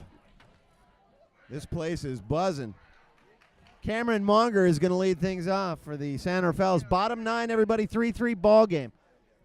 See if Monger can't get himself on base, and that would go a long way to sending everybody home happy in the bottom of the 9th. Jammed him with a fastball. Monger went around. 0-1. Perfect guy to have start off the inning, Stu. He's been hot of late. Get him on base right now, start a rally, and send everyone home like you said. Monger, the center fielder, from the right side, first-year man of San Rafael. Demetrius Moore is on deck, and Moore is going to come up with something to prove after going down with the bases loaded in the 7th. Strike 2 called on Monger, who takes on the outside part of the plate.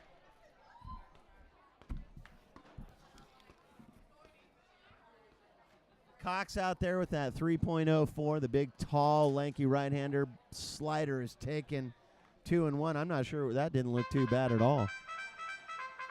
Monger has been playing beautifully in center field, and Albert Park is not the easiest center field to play. It's a softball field out there that center fielders have to negotiate. A dirt softball field. Yeah. Out in deep center field, and Monger's been doing a great job out there. You come to Albert Park, you have to play center field in the dirt, and then you have to look in the sun for the first 3 innings every game. It's rough. Playing center field out there is like playing for the Oakland Raiders in the Coliseum. 1 ball and 2 strikes. Cox deals to Monger. Fastball is popped up and foul into Kirby Cove. And what do you mean by that? I mean, you're kind of playing out of out of position on turf. You know, these football players in every other stadium, they play on turf or grass, but in the Coliseum, half the year they got to play on dirt. Monger's in there now. 1 ball and 2 strikes. Cox deals in the dirt, taken beautifully. 2-2. There's a lot of pressure right now on the top of the order. Monger has got to get on base. The Pacifics have a golden opportunity that they really haven't had this whole game to finish the deal right here. And, for Cox, the last 3 outs are the toughest. Oh, he jammed him, but he popped at third base side. Scott David's there, and he hauls it in 1 away. Monger just had it up fisted He was able to turn on it okay, but he couldn't extend at all. And the pop up to 5. 1 away. Here is Demetrius Moorer. Now Moorer struck out with the bases loaded in the 7th inning. That would have gone a long way. The Pacifics did subsequently tie it back in the 8th with the two-run shot by Herrera. But I know Moorer was stinging a little bit coming up and striking out with the bases loaded when Dominic Topuzin made his first appearance, and that was to Moorer. So the first pitch to Moorer is swung on, a high fastball. Strike 1. Jake Taylor is on deck. 1 away here in the bottom of the 9th inning. A 3-3 ball game, our first broadcast on CMCM this year. You know, Moore did strike out with the bases loaded, but that's baseball, Stu. And the way you got to come back is just get on base now, help your team get the win, and everyone will forget that you even did that. You're right about that. You're right about everything you just said is absolutely right. But you know Moore's thinking about it. Takes outside, 2-1. It's got to be nice to have Taylor batting behind you because you probably see a lot of good pitches. I mean, you're going to see a lot more good pitches with Jake Taylor behind you than if he's not. Here's the 2-1 to Moore. Slashes at first base side and foul. Between Taylor and Gillespie, Moore's spot in the batting order is a great place to be. Yeah, it's a good call. Batting second seems to fit Moore just right. Coming into tonight, batting .268, 17 driven in. Here's Cox to Moore, 2-2. Got him looking. Oh, brother. Outside black, and he watched it go. Moore knew it. The fans don't like it, but I think Moore knew it in his heart of hearts. Here's Jake Taylor now. I tell you what. Taylor, who leads the team, tied with Gillespie, 14 home runs. And if somehow Taylor could hump up and dump one over the left field wall, what breeze there is consistent with the prevailing wind here at Albert Park, and that is over that left field wall. And Cox delivers low, and I can't imagine he's going to give him anything upstairs to extend upon. Because if Taylor gets a high fastball, he may launch it over the tennis courts in deep left field, which would be fine by me. Bottom 9, 2 down. Taylor ahead in the count 1-0. A breaking ball, and he swings at a ball. 1-1. Taylor liked the look of it. Brent Gillespie is on deck if Taylor should somehow reach. I think the fans, though, by and large, would like to see him pump one way over the head of Lococo in left. Taylor stands in 1-1. Bottom 9, 2 down. Cox, the big right-hander with that 3.04 ERA, deals outside 2-1. You know, the crowd right now is screaming for Taylor to hit one out, and I think he hears that, and he is definitely swinging like it. Well, I hope he can connect. It would be a dramatic moment. Here's the 2-1. Breaking ball in the dirt. And now it's 3-1. And that was a terrible pitch. And one of the fans standing behind us made note of that, and he's right. Because Cox at that 3.04, that's a pretty stingy ERA for a guy to go in and heave a 55-foot breaking ball. Never came close to getting to the plate. All right, if Taylor is going to get a pitch to hit out of this ballpark, it's going to be right now. The count is 3-1. Hitter's choice right here. So let's see. We'll see. So this is now the thinking man's part of the game. Cox deals. Fastball. He got it right there, and he didn't swing at it. It's full. But you were absolutely right, and I cannot believe that Jake Taylor, who has such a good, discerning eye, most of the time allowed that pitch to go by, knowing that it was going to be a tater. Here's the full count from Cox. A big, tall, lanky right-hander. Right-hand side, the first base side of the rubber, and he got him with a breaking ball. And Jake Taylor goes down swinging. Can you believe it? We're going extras, everybody. That's the cool part. Top 10 coming up. It is going to be Joel Carranza, Isaac Wenrick, and Yuki Yasuda. Are you kidding? The 3-4-5 batters for the Stompers. Top 10, it's 3-3. We'll send it down to the field, and here's Aziz. أنا عزيز أعود إليكم من قناة مارين تي في. ذهبنا الأشواط الإضافية. شوط جميل جدا مليء بالحماس. ذهبنا الأشواط الإضافية. نتيجة تعادل 3-3. الحظ لم يكن لصالحنا. لم نستطع أن نحصل على نقطة معينة للفوز. لهذا السبب سنذهب إلى الأشواط الإضافية. أوفر الحظ فريق باسيفيكس. أنا عزيز أعود إليكم من مارين تي في. For Sonoma, number 7, Joel Well, Carranza. welcome back, everybody. It's the top of the 10th. And by league rules, each team starts with 2 runners on. Hibbert is at second. Bradley is at first. And Joel Carranza is going to lead things off. Oh, brother. You know, Stuart, I have never seen that before at any level of baseball. It's the first year this has been in existence here in the Pacific Association. And it certainly speeds up extra inning games. It's a 3-3 ball game. And you've got one of the toughest, most clutch hitters in Joel Carranza, the DH, and the 3-hole for the Stompers up at this point in the ball game. And in a moment, I'll let you know who the Pacifics will have in the bottom of the 10th. On the hill is Hallback, and he's still out there with that 2.93 ERA. He deals. And a high breaking ball for a strike to Joel Carranza, the DH. Big right-hander, 2 on and nobody out. That's right. It's the top of the 10th inning. He looks a runner back to second and a slider away. 1-1. It would seem to me that the new rule to have 2 runners on base to start in extra innings would actually benefit the away team, saying that they're the ones up first so they can put all the pressure on the home team. That's a very good point. Wenrick is on deck, but for now it's Carranza 1-1.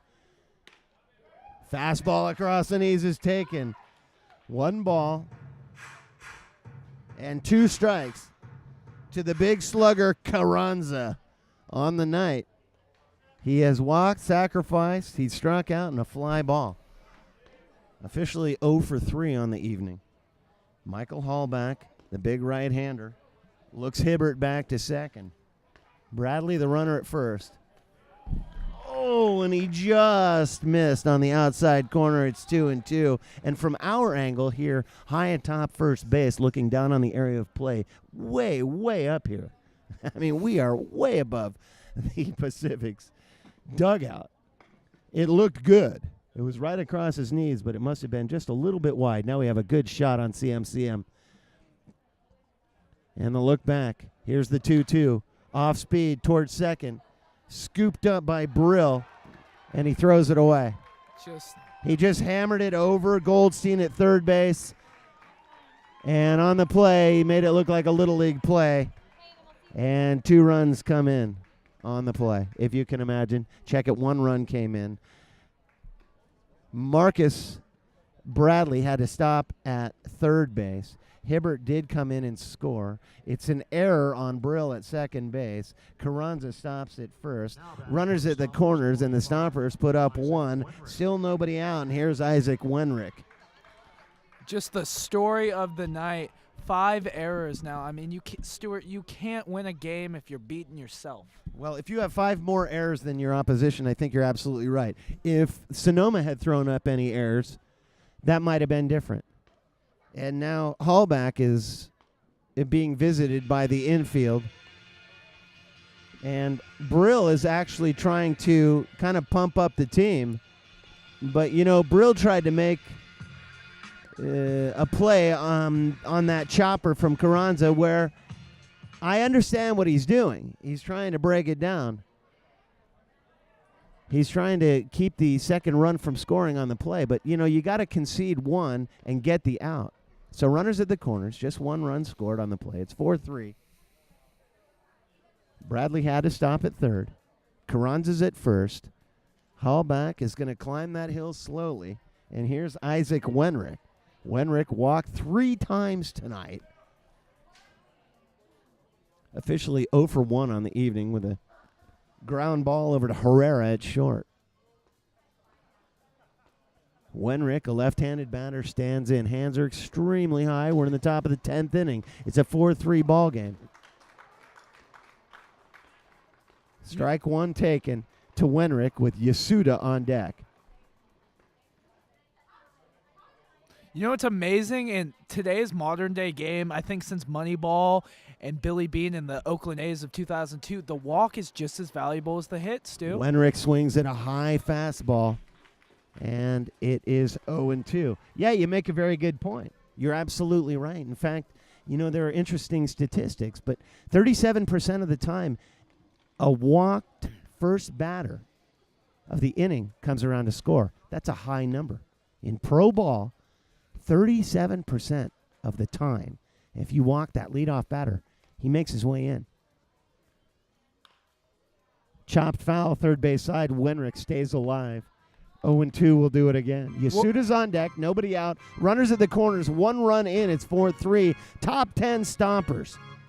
It makes a lot of sense, Stu, because when you're walking a batter as opposed to allowing a hit, there's a lot more pitches obviously being thrown, and the momentum of the pitcher is just completely thrown off. Hall back, takes a long look in. Wenrick waggles the bat, stays with it, first base side, foul. Still 0-2, 5 pitches into this one. The Pacifics are going to need a little help in the bottom of the inning, minimally. But still nobody out, and Wenrick, the big slugger, is in that 4-hole. Not so close to the mic when you do that. Nobody out here, and it's getting late, as Taylor noises over there would suggest. It's getting very late. Oh, he got him with a slider. Just backed him up beautifully, and Wenrick goes down. First strikeout of the night, and he goes down looking, Taylor. 1 away. Good time to do it, huh? That was a perfect time to do it right there. But what you got to do now is just go ahead and grab the double play, and get out of this inning. I mean, you have the opportunity to start off the next half inning with 2 runners on base. It's easy to score that one run back. Yuki Yasuda, the second baseman, takes high. 1 ball on him. Top 10. Scott David is on deck. Yuki Yasuda. Yasuda 0 for 4 tonight. Couple ground outs, strikeout, fielder's choice, sacrifice. He's done it all except get on base in a legitimate fashion. Hall back, stands in. Runners at the corner, still 1 away after the strikeout to Wenrick. Fouled up and into the parking lot, straight back. 1-1. We're in extra innings, our very first broadcast on CMCM's coverage of the 2017 San Rafael Pacifics, and we're going extras. And this year, the league rule is put 2 guys on, 1 at first, 1 at second, if you go extras, in an effort to speed up the end of the game. Yasuda stands in, 1-1. Low and away, 2-1. Yasuda on this season batting .286 coming into tonight's action. 32 driven in. But he's got 5 bombs. And as you can see, he's not a big guy. That actually surprises me. He reminds me of Nori Aoki, a former Giant, came over from Japan. Oh, brother, I'm not sure where that missed. It looked like outside black, but called the ball, and now 3-1. And the Pacifics are going to have to dig deep. Hallback is going to have to reach back and deal right here. I think he's got to give him something to hit and see what Yasuda does with it, as much as that hurts me to say, because Yasuda's a good hitter, obviously, and he can hit for power. And he stayed away from him, and he walked him. And now they're full, which is, again, it's not the end of the world. Now you got a force everywhere. So Yasuda goes to first after the walk. That brings up Scott David, who really got things started for the Stompers back in the second inning. Bradley at third. Carranza to second base. Yasuda now at first after the walk. And Scott, who's 0 for 4 on the night, though he has a run scored after stealing first after the strikeout in the second that was dropped by Mark Lindsay. You can just tell how fast the momentum changes in baseball, though. Hallback deals a breaking ball in the dirt. It hit Lindsay in the exposed right tricep, and that hurt for a moment. But catchers are usually pretty tough, and he'll get over it shortly. Now a quick mound visit from Eric Thompson. That'll give Lindsay a moment to shake it off.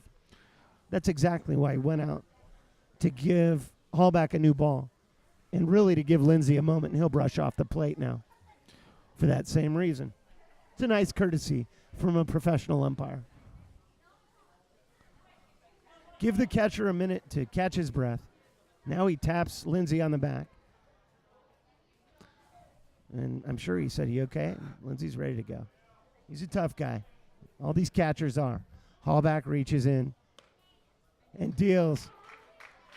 Perfect strike, 1-1 now to Scott. Boy, he doesn't want to let Scott beat him again here. It wasn't Hallback. In fact, it was the starting pitcher, James McReynolds, way back in the second inning when Scott struck out and then stole first and started the rally, really, for the Stompers. In the absence of that, as a breaking ball falls in for a strike, and now it's 1-2. But in the absence of that weird play, the steal first after the swinging strike 3, this game would have been long over and the Pacifics would have been victorious. As it stands, we're top 10. Pacifics trail by 1 with just 1 away. Bases loaded. Hallback's going to have to deal right here. He's going to have to come right at Scott David. And he's going to have to do it right now. Flare, left field, it gets down, skips across the chalk, 1 run scores. Coming around third and scoring is Carranza. And now it's a 3-run ball game as Scott David delivers an RBI, 2 RBI single down the left field line. And that hurts. On the play, Bradley scores easily. Joel Carranza right behind him. And that just Yuki Yasuda stops at second base. And Scott David delivers a 2 RBI single into left field. And here's Daniel Comstock. Your attention, please. Pinch hitting for Sonoma. Number 44, Daniel Baptista. And Baptista will bat in place of Daniel Comstock.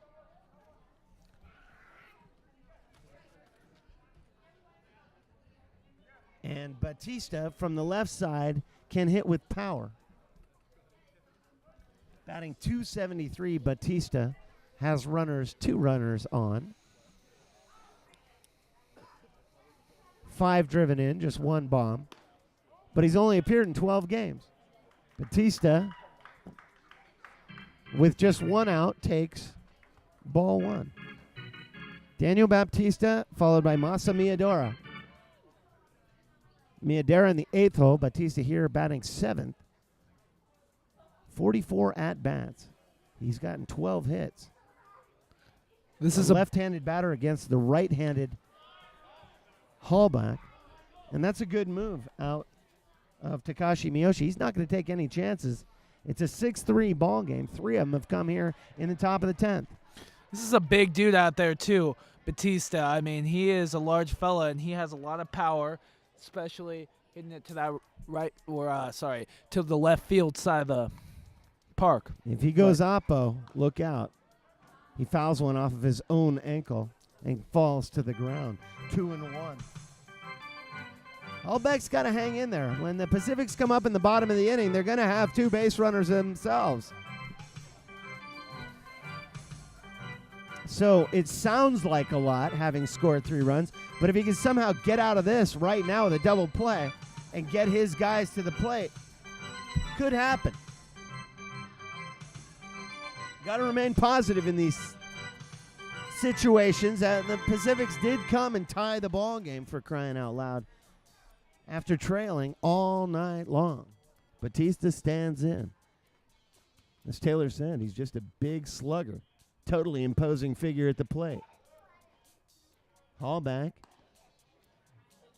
comes home indoors, and now it's 3-1. Appearance-wise, he reminds me of Manny Ramirez. That's just a very looking. good call. A little bit more slender than Yeah. Manny Ramirez, but you're right. Same kind of stance, Yeah. same sort of balance, same hair. Similar.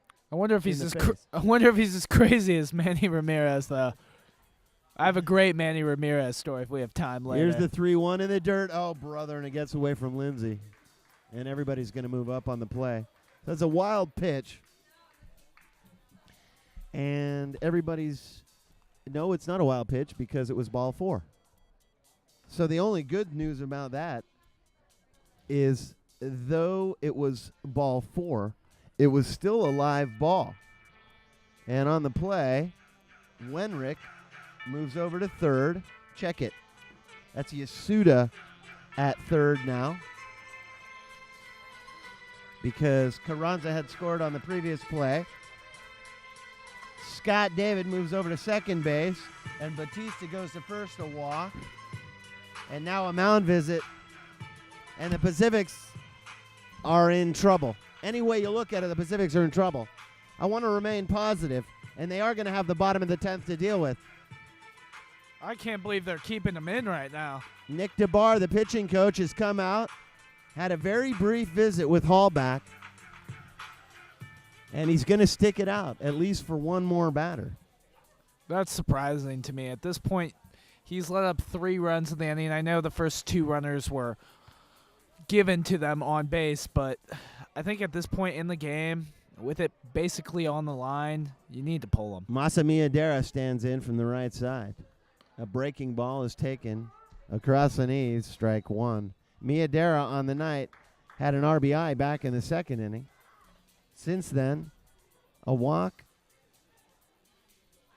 and a base knock back in the 6th to left field.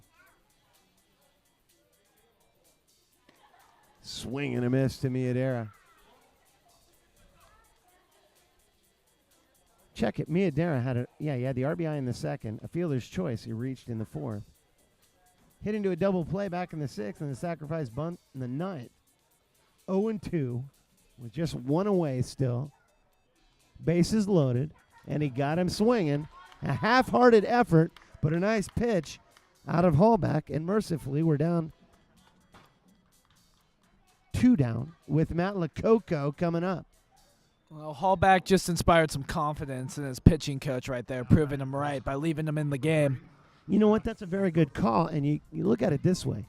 If the Pacifics could limit it to 3 and get out of it right now with somehow getting out past Lococo, who's 0 for 4 on the night, and he struck out to Hallback in the 9th, well, that would be a huge deal right now to leave them full, and that'd get the Pacifics going. It's all about positive momentum, Stu. Absolutely right. Bases loaded. Off speed. Strike 1 taken. And Hallback is 33% of the way there. We're in the top of the 10th inning, everybody. This game started coming up on 4 hours ago. 3 hours and 46 minutes ago. Another breaking ball is swung on and missed. And now it's 0-2 to Matt Lococo, the left fielder. Hallback's got to reach back and finish a deal right here if the Pacifics want to have any chance. I hate to say it. It's like you said, Stu. If you get out of this inning right now with only 3 runs given up, I mean, all 3 batters that will come up in the bottom of the 10th will have a chance to tie the game. Well, it's a Just very takes good- one swing. That's absolutely right. Here's the 0-2. Oh, backed him up, 1-2, and he didn't miss by much. Pretty good pitch there by Hallback. And if Lococo had swung at it, he wasn't going to hit it very hard because it was in a weird place. It was just below the kneecaps. Just missed the zone ever so slightly. Here's the 1-2 now to Lococo. Swung on and missed. And Hallback gets him. So here's the setup. It's a 3-run ball game, but the Pacifics start with 2 on base. And as Taylor said, one swing of the bat can tie the game, and that's what the Pacifics have to pray for here in the bottom of the 10th. Brent Gillespie, Zach Goldstein, Juan Herrera, the 4, 5, 6 hitters for the Pacifics as we go bottom 10, 6-3 Stompers, and here's Tressa.